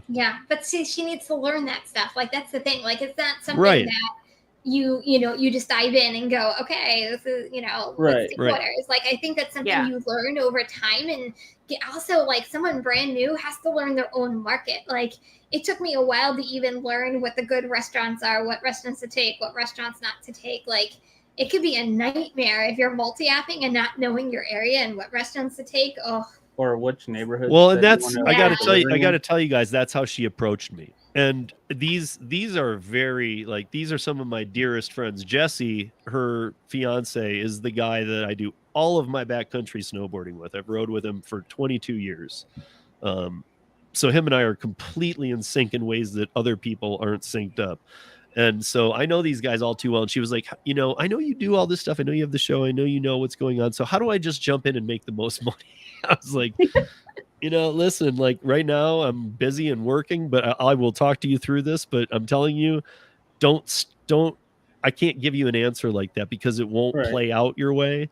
Just get on one app, start playing with it. If you get kicked off, Well, you do if something she wrong, is- who cares? You know, If she's adamant about rideshare, like, no, I think she thought that might be more fun, but I was trying to explain to her that rideshare, if you entering rideshare right now, even in Denver, can be tough to pull good money. If I went back to rideshare tomorrow and she started tomorrow, I would bury her in earnings yeah, because she wouldn't even have a chance. And if at the end of the week we compared, I'd make 3 times plus what she did. And she'd be like, how, what? And I wouldn't even know how to start explaining it. no, You it know, needs it's to be like, reversed. Download DUH first from GaryZaps.com. Then that'll give you a reason to download DoorDash. right. Well, and that's what kind of threw me though, was when she said, you know, I'm thinking about getting into rideshare. I right away looked at my friend Jesse and I'm like, dude, when Why you is were it- working, you were making good money, but like he's one of the people that I don't know why. He's Filipino. He like every time we go out snowboarding, we always hang out with people up in the mountains and stuff. And he has this saying, and it's always bothered me. And he used to bartend with me too. And he's 10 years younger than me, but every time I'm like, hey, those people we were out with last night, Pat and Brazier, you remember them? They were really cool. He's like, you know, all you white people look the same to me. It's his answer to everything I say, dude. I'm always like, shut up, man. That's hilarious. You know, Why like, why doesn't she start with like Shipped or even Spark? Because she wants to have fun. At least you have like I different would types say- of orders to choose from, and like it might be a good variety before she like dives into other things. Can you, Well, Tony? the Can you part make with money on Spark here? Absolutely. Yeah. But Okay, it's okay, because definitely something I you never have tried. to- I never got on that one. So you have to do analyze it on a day-to-day basis, because Yeah. It's not like even consistent on which days are the best days. I think it's just which days are most people running out of their groceries that they just ordered like 4 days ago or 3 days ago or 2. But at least in the area that she's going to live in would be probably the same Walmarts that I'm doing. Yeah. Yeah. I don't know. I guess I would tell people as their first thing is like, honestly, I would say, if you're going to enter the gig economy, if you're really thinking about it, even if you don't want to do this, I would actually probably recommend to like start with something, even like if I was going to restart now and I wasn't sure how ambitious I'd be about it. And with the way the pay is, I would want to probably, even though it might not pay the best, I would want to probably start with something like Flex or something where you have a 3 or 4 hour commitment, because that'll teach you to not go home and, okay, screw this, I'm not making any money. Well, I got one better. She should start at DoorDash, because then every other thing she gets to, it'll be 10 times better in pay than getting That's what I was thinking. DoorDash offers. That's what I was thinking. And I wasn't even going to tell her about like any tricks, just like, yeah, just take them all. Yeah. You know, Well, just and don't take even 'em tell all. her to. and then even after a week, bother be with like, did it Grubhub. suck? Did it suck real bad? She's like, yeah, I'm a top dasher. I'm making like $5 an hour. I'm like, you don't want to be top dasher. You want to be in the bottom 5%. Those are the people that make money. The top dashers are the lowest 5% acceptance. Tell her to join the Facebook groups.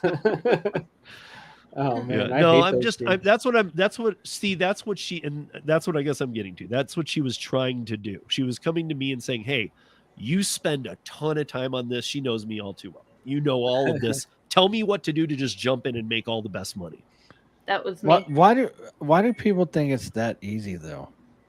It's not. Because Well, we're for her, low she's skilled workers. Like for example, I can tell somebody everything that I know, and like you said, we go out and work. I'm gonna crush them, even though I just told them everything I know. I mean, it's experience. I am selling a course. Oh my gosh, no. It's No. $1,000. No. I mean, Oh I my was God. fleshing this out with Cody yesterday on his live stream. But just $1,000. just so you know, she's a retired Marine. I wouldn't mess with her. Well, I wouldn't be charging her for no money. course unless you want. And she's very in your face. She will knock on your door and come in and talk to both of you. $1,000, and then Right. we'll vlog, and then you can make money off of the vlog that we do. I'm not making So any you'll make money your off Jessica. She'll kill $1,000 me. What's in the course? Give us a highlight of the course real quick. Well, I won't know until you pay me, and then we go vlog. Okay. If Tony wasn't around and we were asking you, Lisa, what would you tell this person to do in the Denver market? They want to get started. It's a friend of yours. Say it's as close as a friend of yours as she is to me. It's your friend, and she's asking you the same thing. What do you tell? Does it matter if male? Or You're female? supposed to stay out of it. You're gone. Well, sorry, male, female doesn't matter. Tony's name just became Kim. I mean, Lisa. my mom was a teacher, but she stepped away this year because politics has just gotten crazy in the public school system. And she's like, I don't know what I'm going to do. And I'm like, Mom, you should do gig work. Like, you can make really good money. So, I mean, for my mom, I would suggest Rideshare because she's a very social person. And I think that she would really enjoy that. But to make the most money, I think, yes, start with DoorDash. Add in Uber Eats. I like Uber Eats because I feel like you can make a lot more money on Uber Eats. The offers aren't always there. I like Spark. It is hit or miss sometimes. Yep. I've added back in Rideshare. I quit doing that when the pandemic started, and I was very hesitant to put it back on. But Just which Rideshare? Lyft. Well, But and which part of it? Lyft Lux and Lyft Lux Black. I'm not doing anything except those two. She ain't doing the cheap ass people, so she's saying. Well, I had a lot of bad experiences as a woman in Rideshare, so I didn't want the cheap people getting in my car because the cheap people don't treat you right. Did you just have did you have bad experiences or annoying experiences? Both. Both. Okay. So Okay, enough said. I've had my share of things, but I just never care. What does Rideshare pay where you're at? Same as most places, like 56 cents. Uber a mile. X and Lyft, whatever trash. Yeah, 59 cents a mile or whatever, like right under 60 cents. 56 cents. It's 2 cents. It's 2 cents under the national deduction. Yeah, whatever. Yeah, it's that.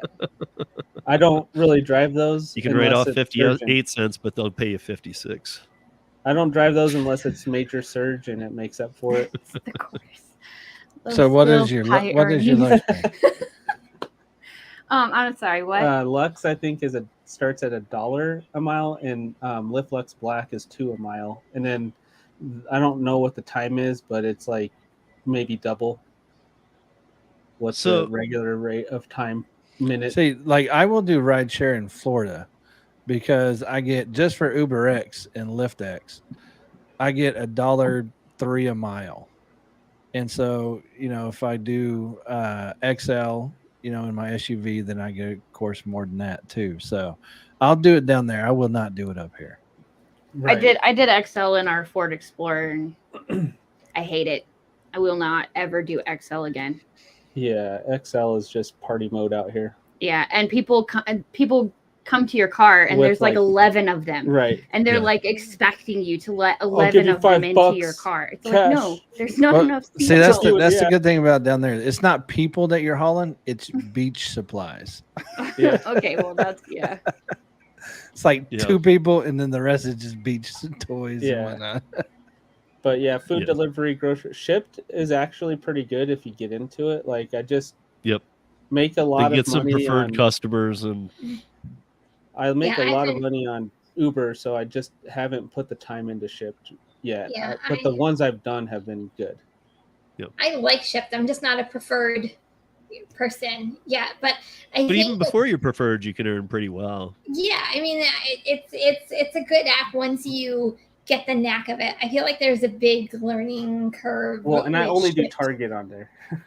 I don't do the ones where I have to have the shipped card. He's following the me rule. I've done like an Office Max, a couple other like off-brand things, but I do not only Target. I only do one Target.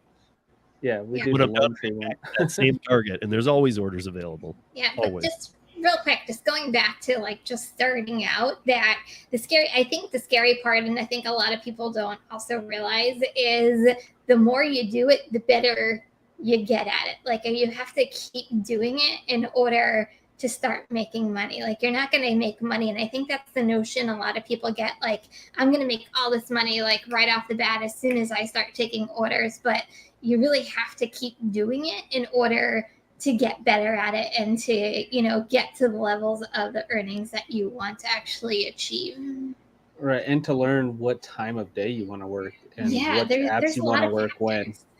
Yeah. And I actually I didn't have a lot of time, but that was one of the questions I asked her. I said, well, how open have you already picked out when these 20 hours are? Do you have days? Do you have 3 days and times that these are when I'm going to do it? Because it might not work at all.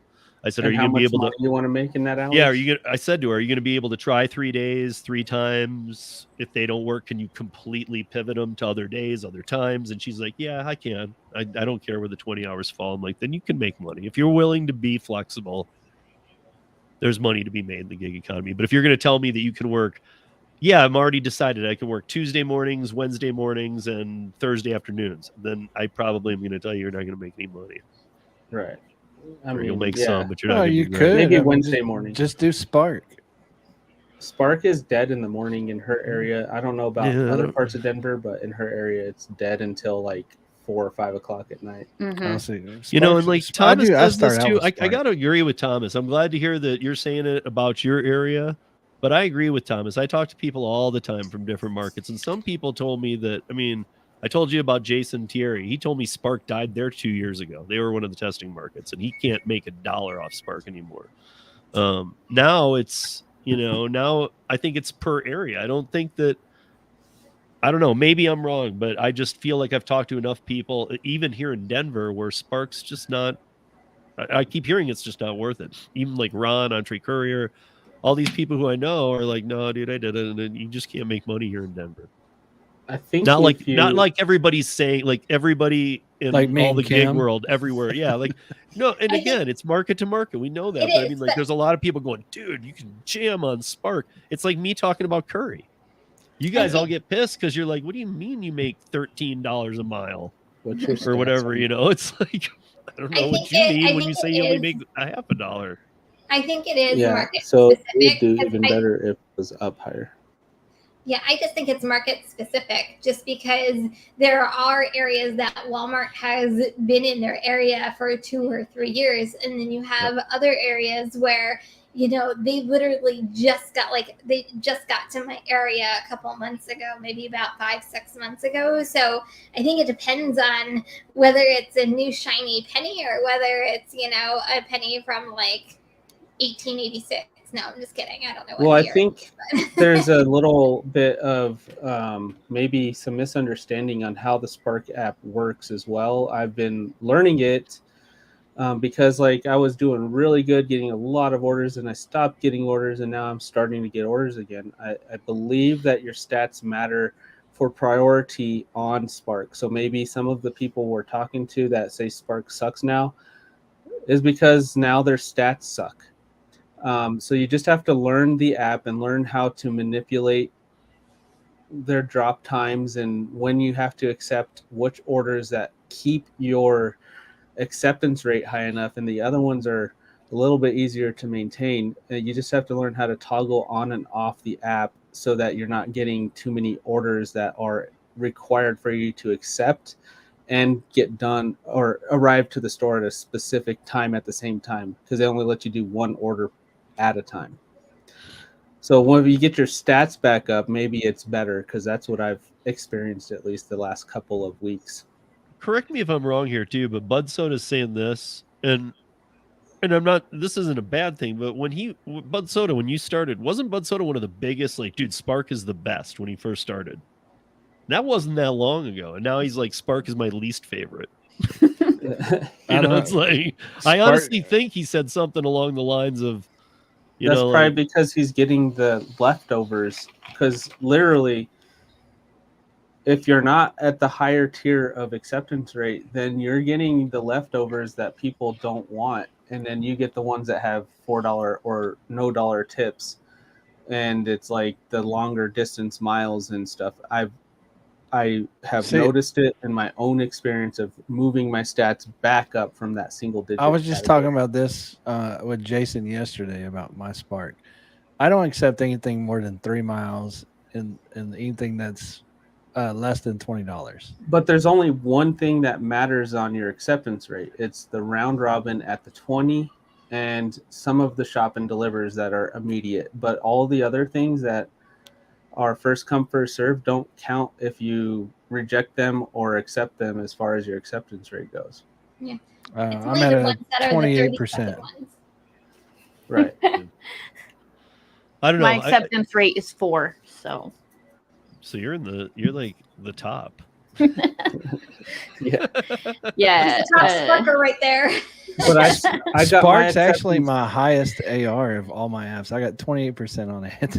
I got my acceptance rate up to 40%, and now I'm getting the $40 orders again that I got when I first started. Okay. So when you first start and you have no stats with them, do they at least like count you as like he's the best? I'll give him the chance to mess this up. Your priority until your actual stats say that you're in the orange or red. Yeah, because my first week in Spark, I made really good money. And then can I ask what really good money is, Lisa, for an hour, like per hour? For me, and you don't have to say what hours you worked, but okay, well, I can't tell you exactly the hours. I'm just looking at right. That's why I meant just like... Spark is very hard to break down what you made because tips roll over like next day and all that stuff. So it's very hard to. I'm just wondering an idea because I'm in Denver too. I'm curious. Yeah. My first week, I worked 3 evenings, Wednesday, Thursday, Friday, and I made $366. Multi-apping though? Probably. Yeah. And that was just Spark. That's just what I made that week with Spark. last week Yeah. I did Spark basically one day and I made $300 and something. And then the week of June 6th, I made $2.59 with Spark. So Tips Canceled for order. Ramos. Yeah. yeah, Wait, that when was you that when was you it. made over 300, Tony, was that in a Yeah. day? How long of a day was that? It's usually between like 3 p.m. and 9 p.m. Maybe So 10 six if they hours, you made drop some shop and $300. delivers. Yeah. And that was on a busy, like once you start seeing like a bunch of shop and pays and curbsides just being first come first, and they're all like $30. There's just so much orders out there that people can't even keep up with them. And that's when you can just jump in and get that $50-$60 an hour, because you can do like a shop and deliver while you're waiting for that 45 spot where you can come in and actually check in and pick up the order. Oh, I like Um, Spark. so- Spark's actually one of my favorite apps. Yeah, you just have to figure out the You're flow welcome, Gary. of Yeah. checking it, checking the app. Well, and see, like I seeing how use it's it. working I that use day. it either as a starter to my day or an ender to my day. Like I mean, it'll go majority of the day, but I don't really accept very much from it. Like once I actually start multi-apping, unless something big pops up.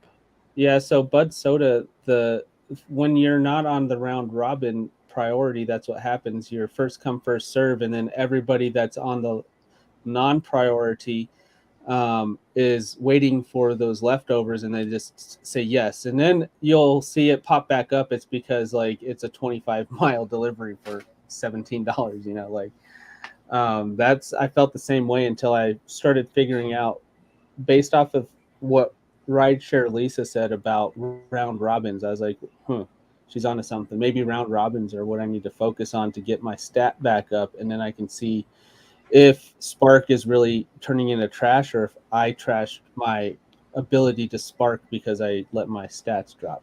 I mean, you could just get on there and just start accepting everything, and then, you know. Well, no, accept everything of your round robins Right. for That's what I'm maybe saying. a week, and then it gets you up to 40%, because it's 2% per acceptance that it affects you positively, and then 2% for each one that you reject. So as long as you're at 40%, you're in the green, you're in the priority batch. You get the drop first before everybody else that's below the 40%. Kim, maybe that's why we always see all them drivers standing around at Walmart waiting for orders. Like they're just waiting. Do you guys have that at your market? Like me and Kim, we was talking about this. Drivers just sit there, they get out their car, and then they sit there and wait. In Denver, they're sitting there, but they're in their car. That's Like, what Rideshare Lisa was doing the other day when she was doing a live. And I actually called her on the phone, not through the live, and I was talking to her, and I'm like, she's like, no, I have some time. I was like, oh, I thought you were working. She's like, I'm waiting on a Spark order in my car. like waiting for it to be put I don't into know. her She was like car, or waiting in the waiting for parking one? lot. She had already gone. She was in the parking lot and she had already gone in. I was like, I don't get it. Like, See, I don't do that. I don't do If that. you're at the store, like let's say it's like 5:15, right? You know the drop's at 5:20. You're close to the store already. You might as well take this chance to go to the bathroom, get But your the snack or pickup's whatever. going to be at 5:45. Right, but if you pick up the drop at 5:20, then after you get your drop, you've got time to go do one or two DoorDashes or whatever until 5:45 hits, and then you're at the store. See, I turn mine on at home because I'm 10 miles away from my Walmart. So if I still get orders even if I'm at home, because it really doesn't matter in where I am, where you get your orders. So by the time I accept an order and get to Walmart, it's like the perfect timing of picking up the 45 of the hour, unless it's shop and deliver, and then I just I get offers like 20 miles away from me. What I've noticed is my offers depend on which part of my zone I'm in. So if I'm like charging at the Highland Ranch store, then I'm getting orders from that store. But if I'm like doing a DoorDash and I'm over at Maggiano's, that's closer to the Centennial store, I start getting those orders. If I'm closer to my house, I get them from Parker. So your location to which store, it will ping you differently based on your location, at least in South Denver's zone. I don't know about everybody else's zone. See, look at this is something I want to talk about before we get into the last thing with Tony about in their channel and Lisa. But I want to talk this confuses me because I do a ton of curry and they use the round robin. I actually don't like the round robin. It's the way that they're wording it, because it's the way the Spark people word it for whatever they call. That's because on the stat it says it's a round robin. Does it say round? I don't know what it says on. I've never read it. But it's an order that only goes to you anyway. Right. That's not round. That's not round robin. Yeah, it's a direct send. Round robin's where it drops to everybody. Right. And then people like say, yes, I want it. And then you got to go back into another pool where it's like, we're kind of checking your backgrounds to see who's best for this order. Hold on. But according to Walmart's definition of round robin is what I'm basing everything But it seems like their definition of round robin is the polar opposite of what round robin is. They're thinking round robin is, okay, I send it to Lisa, she said no, then I'll send it to Tony, and then he says no. It's like duck, duck, goose, I guess, basically. And then if no one says no at like the 30th or whatever the hour, we're going to release it to everybody. First come, first serve. Yeah. And then like they confused me on that whenever I first heard, I think it was Lisa talking about it. I was like, what? It is around, everything on there is round robin. Like it confused me at first too. It's more like the way Uber works, which is not round robin at all. Yeah, it's like similar to what Uber and Lyft do. It's kind of like Uber with their new radar system. The direct send is what they call round robin, and then the radar is what drops everybody. Is radar still? I figured radar was going to be one of those 2 to 3 month things that Uber does. That's just so pathetic that they get. I don't see them a lot here. I've never gotten one. It's called Trip Radar, and I called it Trash Radar on my. Is it on your app anymore? On my app. Yeah. It's still on. It's all the terrible trips nobody wants. I know it is. In Denver, it's a pressure situation too for the worst the worst customers they have. I think it's their way of pushing out bad rating people. Because you feel like you're under a timer, like, no, I gotta wait, 1.6 rating. Well, I've never seen a trash radar for a passenger in Denver, only on food delivery. Mm-hmm. See, I've seen screenshots of the drives. Yeah, but that's in and then they'll come up, they'll show up on my radar, and then they'll go away and say somebody accepted it. And then not even 10 seconds later, they're direct sending it to me. Yeah. As soon as I start getting trash radars, I turn off my app so I don't get them again. Right. And then I wait for like 2 minutes and I turn it back on, and they've sent it to somebody Another else. Weird thing that I think I saw about radar, and I talked to Sergio about this from the Rideshare guy. It's really weird to me that what he sent me in screenshots, and Gary, we talked about this too, that they show how many people have already seen it. That are looking at it right now. Like looking at it. If you get onto it and you see 20 and it's horrible, you're just like, okay, this order sucks. That's why everybody doesn't want it. No. Right.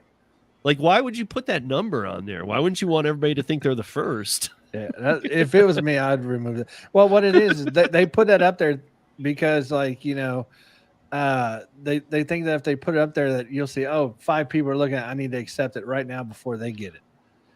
And like, I don't accept any radars. I don't care if they pop up. I just hit that close button. I don't even care. Sometimes they force pop it on your screen. Yeah, it's like, I didn't open this. Why? And then I hit the back button and I have to swipe the app closed in order to get it off my screen. Right. It's dumb. Yeah, I need hate that. I need the Maximo app to take care of that for me. Well, I'm gonna work on that once I get back from St. Louis. I need Maximo to get rid of a few extra screens on both Uber and Lyft for me that are annoying. Yeah, like my DMV thing, because Colorado DMV is so slow. Like, I'm gonna have to get new registration again. So it just keeps on. Every time I go to the main screen, it keeps saying, your registration is expiring. I'm like, I freaking know that. Which is funny though, because Maximo will still turn it on and off for you with that pop up there. It's like, no, we don't care. We don't care. Yeah, but it won't turn off the pop up when the app gets turned off. Like, this pop up's annoying me. Right, but that's what I'm saying. Maximo ignores the pop up, and does what it's supposed to do and just leaves that pop up Right. on the screen. It's like, What yeah, I it can stay love there. about Maximo is that because on iPhone, if you're on a different screen and you get an Uber request, you can go to the Uber app and it shows you what the screen says. But Mhm. on Android, if you're not on the Uber app, it only shows you the order information like at the bottom of the Uber screen. It doesn't show you the map, but Maximo will pull the whole app to the front and then you Yeah. can still see it. Yeah, forces the Uber app to come to the screen. So that you can actually see the map and everything.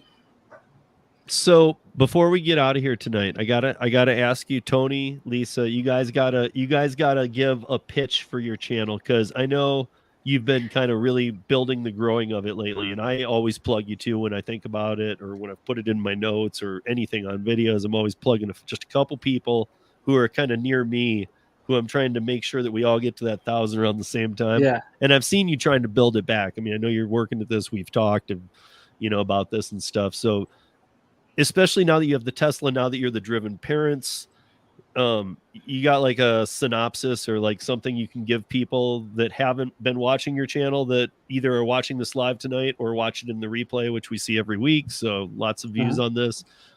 Pitch your channel a little bit. All right. You want to start?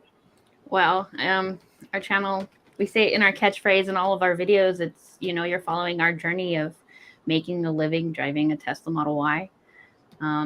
It's definitely something that Tony started. I wasn't really interested in being on camera. And then I got over myself the more I saw his channel grow. And he's like, join me. And it's been a lot of fun. We just have a lot of fun making money. Yeah. And then when we vlog, so we'll vlog separately.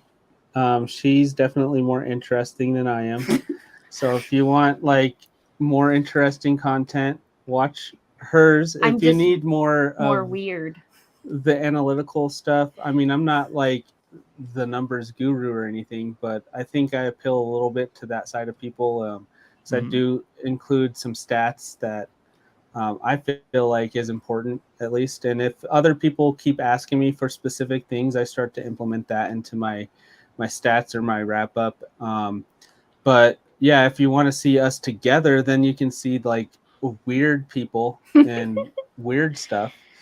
And I don't know, I think hey, you should have ducked down and just had him there. Drive that guy nuts for me. Whoa, Gary just changed into a baby. What's up, baby? I thought I heard someone crying in the background, and I kept lifting my headphones to make sure it wasn't ours. Yeah. But yeah, so I think coming up on Lisa's next vlog will be a little cameo of my oldest daughter. Mm-hmm. Our oldest daughter. Yeah. Ooh. Yeah. But okay, so here's a couple things I don't think you mentioned that I would have mentioned. So Tony's channel is all done in a Tesla, which we've been talking about, but it's worth mentioning again that, I mean, because I've said to Tony, I don't even think he recognized it till I said it, unless I could be wrong, but I think this is the where I'm like, sky. dude, I like watching it because I just like watching through the sky sometimes, and it's, I mean, I like especially if to I'm driving too, but east. it's a good view. It's a if good I'm view, driving man. east, you can even catch the mountains or like the moon. Yeah, or just the weather. I mean, I don't know. Being in Colorado, I just appreciate that a little bit. But and you're in the Tesla, so you can answer some Tesla questions. You guys are a couple doing it, like some other couples we know, and that seems to have been more recent, even though you've been doing things that you're kind of pulling it together. But like Alaskan Gigs and Guns, but like Lou and Mary too, the Long Island Dash experience. They've had tremendous luck at being a couple doing this. Yeah. Even Lou's told me that, like, I don't know if I'd be anywhere near here if Mary and I weren't doing this together. Right. Well, so we homeschooled together. We've done a lot of stuff together where I plucked her out when she was really young and naive. Plucked her out. Yep. I was like, I'm catching that one. Is that like courting? Yep. Is that what they're like, doing before she knows? And here in Colorado, you just grab a lasso and just grab the one you want. Before she knows how stupid I am, I'm gonna trick her into marrying me. Thing is, if you knew our story, is that I asked him out.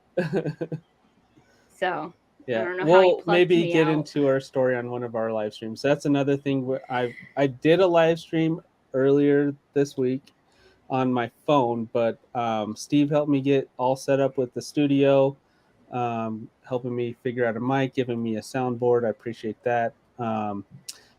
And just helping me figure out how to get set up so I can do some stuff from here and not always be on the road sounding like scratchy sounds in my AirPod. But yeah, I would have also mentioned too about your channel, and now you just mentioned the live, so it rung a bell, that you guys do, like you were saying, you do vlogs, but there's many ways of doing drive alongs and vlogs. They could be hours, they could be this. You guys seem to have like a am I right in like 20 to 25, 18 to 25 minutes seems to be about your cuts, right? Yeah, except for when there's good stuff that Lisa's going over, I'll make it long just to get some of that in. Right. But I mean, like, you do see, I don't know what it is exactly. Maybe those numbers were incorrect, but you seem to have numbers you try and make the videos within. Yeah, and I've talked to you, for those of you that don't know, I've talked to Tony enough times too, where we've kind of tried to figure out what YouTube analytics is looking for. And we both try and find different things. So he'll send me hints and I'll tell him things I'm learning and whatnot. So, because that's part of why I'm asking him, because there are perfection times for videos and right stuff. I feel like I do that, try to do that while I'm videoing things, so that well, I'm doing 4K, so it takes forever to upload. Like, it took me 3 days to upload the couples vlog from this last week, and yeah, so I want to minimize that, maybe at most a half an hour if I can, just for loading times. But Sure. in editing a long video takes a long time. So if I'm not having to go through so much footage, yeah, let's get it. God, I'm sitting here crossing my fingers. Nothing goes wrong on this live stream. If my son was in here, I'd be holding him like this. Well, I have to toss him around. Yeah, you tell him. Tell him what's up. I have to toss him around because if not, he will sit here and yank at everything at my desk. Yeah. Mm-hmm. He just wants to know how it works. Look at you grab his computer and just yank all the wires. That's what he's doing to the mic. Future programmer right there. Yeah. Okay, so for those of you who don't know, Sorry, Tony guys. and Lisa are the Driven Dad. They're the Driven Parents, but they're the Driven Dad on YouTube. And their link to their YouTube channel is already in the show notes, which more show notes will be added after the show, but they're already in there. So if you're not familiar with them, you're watching this live or you're watching on replay, go check out some videos, like them, subscribe, help get Tony up to 1,000. He's been around for a while. And I'm also on Instagram now, mostly just Colorado scenery pics, and maybe some DoorDash. The Driven Dad on Instagram. Yeah, same name, the Driven Dad. Yeah. Hey, what's up, Sergio? You made it right at the end, man. How you doing? Your ears must have been buzzing. I was talking about you a minute ago. How's it going? But yeah, so check out Tony the Driven Dad. Next week, you guys. I should hit this up real quick because I'm not going to let this go over 2 hours. I can't believe it went so long. And we all, but backstage, we were all like, we're so tired. We all had these crazy days and whatnot. But this is next week. So I won't be here Thursday, but it will just be Kim, and she's going to be running the whole thing on her own.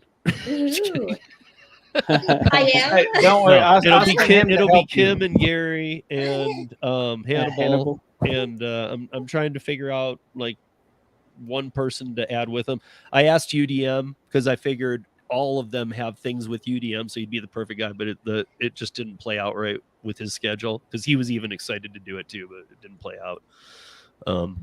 But like they all do things with UDM, so I thought, well, he'd be a perfect guest because Gary's talking to him all the time. Kim does the Wednesdays with him. Hannibal does Wednesday. Hannibal's been great friends with him, so I thought this will be good.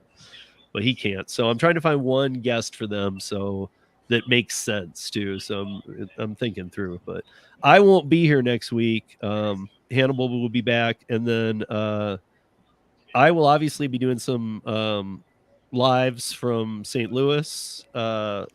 And I'm sure that I will see a lot of people there, but check us out. tomorrow night on tncradio.live from 7 to 9. Saturday I drop a thing called 13 Minutes of News, and Sunday we do the Sunday Fun Day, and that, you guys, steps away from gig stuff often. Like, I will tell you, a lot of people love the Sunday Fun Day. I love the Sunday Fun Day. Gary loves it. We all have fun with it. And Gary and I have still are undefeated in putting up the challenge of we can solve any problem you have. If you Except come for on babysitters, we cannot solve babysitting. Yeah, I mean, if you're like, dude, I don't have a babysitter, and I called them all, like, we can't. Sorry. And he cannot solve my Tesla GPS problem without having my Tesla, apparently. Oh, I told you I could. You just have to give me your Tesla. That's keyword for I'm taking your Tesla. Yeah. Yeah, but call us with problems. We talk about random things, but I usually start off with a couple things I want to talk about for about 30-40 minutes, and then just let it go, and we get way off track, but it's a lot of fun. So join us on Sundays too. And then Tony, what days do you guys drop? Or do you have like a schedule thing? Or no, I'm working that out. You just kind of do it. Yeah, you're just kind of doing it as you. I know it's important to have a consistent schedule, and I'm working that out. Yeah, and then if obviously you can find Gary on, like, he's all over the place on people's channels. He's on this one a lot. And Kim has her all her videos every day. But everybody, if you're not familiar with Kim's channel, I wanted to point this out this week. Make sure you're checking out if you're just like, there's just so many channels. At least go check out Kim's Tuesday Night Live. Maybe that's like the one thing that I would tell you to go check out first with Kim. I don't know. I like Kim's videos, but I also like her Tuesday Night Live a lot. I think it's a great crowd that hangs out in there. And Kim, being super positive like she is, doesn't allow non-positivity. So it's a nice environment. I don't know. Yeah, I like Tuesdays with Kim. She allowed me to break my studio in on her live a couple of weeks ago. Nice. Yeah. So, oh, this is still here. And yes, guys, check this out. This is Mike Harubi's federal legislation to stop the PRO Act and all AB5 type legislation going on in this company. You go to newjobsamerica.com, sign up for it. Mike has been with Congress. He's worked for corporations. He's owned businesses. He's up in Massachusetts. He's very well studied in AB5 and labor laws. And, yeah, quite frankly, he's pretty much a genius. But he wrote the Be My Own Boss legislation, which is to stay in IC. He is the one person that wrote it, and it's a federal legislation. So he is really pushing it hard, and I would tell people to go there and check it out. If you're not going to make the gig conference, I would tell you, make sure that you tune in. I'm not exactly sure how that's all working, but I know Pedro's got some live things going on. I'm sure he'll announce it more and more as we get, I'll say closer, but we're kind of there. Yeah, he's probably got a lot of info to drop on Sunday. I mean, it's 9 days away. It's next. Yeah, it's next weekend. Yeah. I leave in a week. It's the event's 9 days away. So, but yeah, because John heads to your house, I think, on Sunday, right? Yep. Yeah, and then you guys are going to be down there on Thursday. So. Yep. Slip and sliding down there off the roof. Especially because I didn't rent the house. David from Para did. So. Oh, nice. All rules are good. Yep. Hey, that guy doesn't care about the rules. No, just slip him a Mickey. We'll slip him a Mickey. He'll pass out, and then we'll. But he's got the utmost integrity. I'll tell you that much. Then Steve and Jimmy take over. Dude, Jimmy, no, man. I have to slip Jimmy a Mickey too. He wouldn't know. He'd just have a blank look, like when Flex was on that one time. But he's going to be fully conscious, but not be able to do anything. Yeah. Well, we'll see. He might not even be conscious at all. I'm just kidding, Jimmy. I'm just kidding. So Steve is just gonna drug his housemates, and then everybody's gonna party around him. Wow. Like, just step over them; they're okay. But yeah, check out the Driven Dad, check out the Driven Mom, check out the Driven Parents, check out the Drivens. The Driven on the Driven Dad. and the link's in the show notes. And next Tuesday, you guys don't miss joining us. It's gonna be fun. It's the first time I've ever done it. I just got to put some finishing touches on, but I've pretty much got it, and it's gonna be fun. These couples are going to be competing for a Tesla. I'm just kidding. Pink flips. But yeah, join us. I think it's 9 p.m. Eastern, 6 p.m. Pacific. We're going to have the Long Island Dash Experience, Alaska Gigs and Guns, and the Driven Dad and the Driven Mom. So join us. It's going to be fun. It's going to be like a game show. And otherwise, we will see you this weekend or wherever, or at Pedro's thing or wherever. And yeah, I like this from Kim. Don't forget to give this a like and a subscribe, guys. Come on, that's not too much to ask, right? You know, my subscribe's starting to get up there, so come on. Yeah, Gary gets mad. So let's get me to 1,000 before Gary. You're at 775 now. That's a jump up from what it was. Yeah. So we'll see. Like, comment, subscribe, and share this podcast. Right. But thank you, definitely thank you, us Kim. on Sunday, Thank you, Gary, and thank you, Tony and Lisa, obviously, for being with us tonight. And Hannibal, we're waiting for you to come back. You've had a 2-week vacation, and when you come back, I won't be here. Yeah, we're on dock his pay. I volunteer to be on the next time I can with Hannibal too. Yeah, well, I think he's just had some things going on. He's been pretty busy, so yeah. So anyway, yeah, check it out. Check out Solo Moves, and check out Gary's apps, because Kim and I get to say that now. We've been saying it forever, and Gary was like, "You can't say that. They don't know what it is, and if you Google it, doesn't pop up anything." But last Sunday, we found out that Gary'sApps.com was available. So Gary's solved the problem on Sunday, like you usually do. Right. There it is. So now you can go to MiddletonTech.com, and you can go to apps, or you can go to Maximo, or to accept and decline, and or you can just go to Gary'sApps.com and find them all. Which is a much more fun thing to say than Middleton Technologies. Well, you should change your whole company's name to Gary's Apps. Not changing the whole company's name. I like Middleton Tech. No. Yeah, I like Middleton Tech as the professional name, but I get what Gary was saying. There was a lot of us. It wasn't just Kim and I. Kim and I just did it the most. But we'd be like, go find Gary's apps. Like I never even really thought about it until he pointed it out to me that like nobody used the name because I'm around, like you said, I'm around a lot.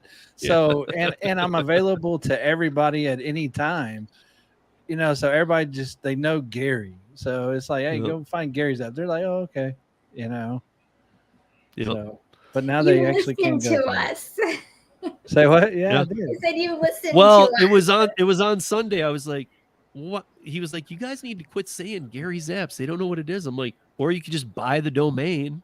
And then we both paused and we're looking at each other. And I was like, wait. I was thinking, wait, that's way too short of letters. That's not going to be available. And then I was like, maybe. And then he got on there and he's like, and then he started buying it. I can't remember who it was. It was Sensei or something. He's like, Sensei, I was going to buy it before him and sell it back to him for more. And he's like, what's he doing? I'm like, he's buying it. He's like, damn it. Sensei was like, I'm going to put together a game show. By the time he says, I already had it in the cart, hitting submit. Sensei was going to make you do a game show to win that. Right? No, I'm actually working on something for him. I'm just slowly doing it. Okay. For all he wants like a website, but it's like how he does all of his games and stuff. Well, he wants a wheel that people can win stuff off of. Yeah. So the wheel of Sensei. Yeah. Sensei wheel. Yeah. I think you should go buy one of the old ones. Just go to like an antique store and find one of the flapper ones. I think the way that he wants to do this one, it's about the noise. Is he wants to be able to give his subscribers like a code every month, and then they can go there and they'll have so many spins to try and win something. Like you just go there, you enter the code. Right. Okay. Yeah. Yep. His games are always a little bit complicated. If you show up 5 minutes late to a Sensei game that runs 2.5 hours, you won't be able to figure it out. Yeah, I don't like, care if you sit you there gotta from 2 6 times minutes speed in it. through the end. You'll be like, I don't get what these people are doing. Yeah, you have to That- start that was from the the first beginning. time I- 2 times yeah. speed. The first time I got there, the first time I ever watched his channel, he was like doing push-ups or something. You know, and I And didn't yelling at understand you. the game. I was like, what the hell's the game? I think I remember what you're talking about, and that was because what's her name? Like jumped on him about something and said he was like, look how strong I still, and it wasn't even about the game. She's like, you can't, it was what is her name? I'm trying to blank. But anyway, she was like, you can't even do 20 push-ups anymore. And he's like, wait, what? Oh, like, and then he's on the floor going, I'm gonna do. I know I got to listen to him on like silent mode. Right. I got to turn the bar all the way down. All right, guys. Hear Well, alarm we clock. ran over. It's late, and thank you for joining us on Thursdays. I got to get the air conditioning working in this room. It kills me. Like as soon as this is over, I'm going to crank it on 10 and just let it go. Yeah, I So- gotta turn off the studio Oh light. my I'm gosh. melting. Yeah. Wait. Oh, before we go though, Sergio had one last thing I wanted to see what he wrote. Trip radar is like the game Whack-A-Mole or FOMO. Right. Lift his.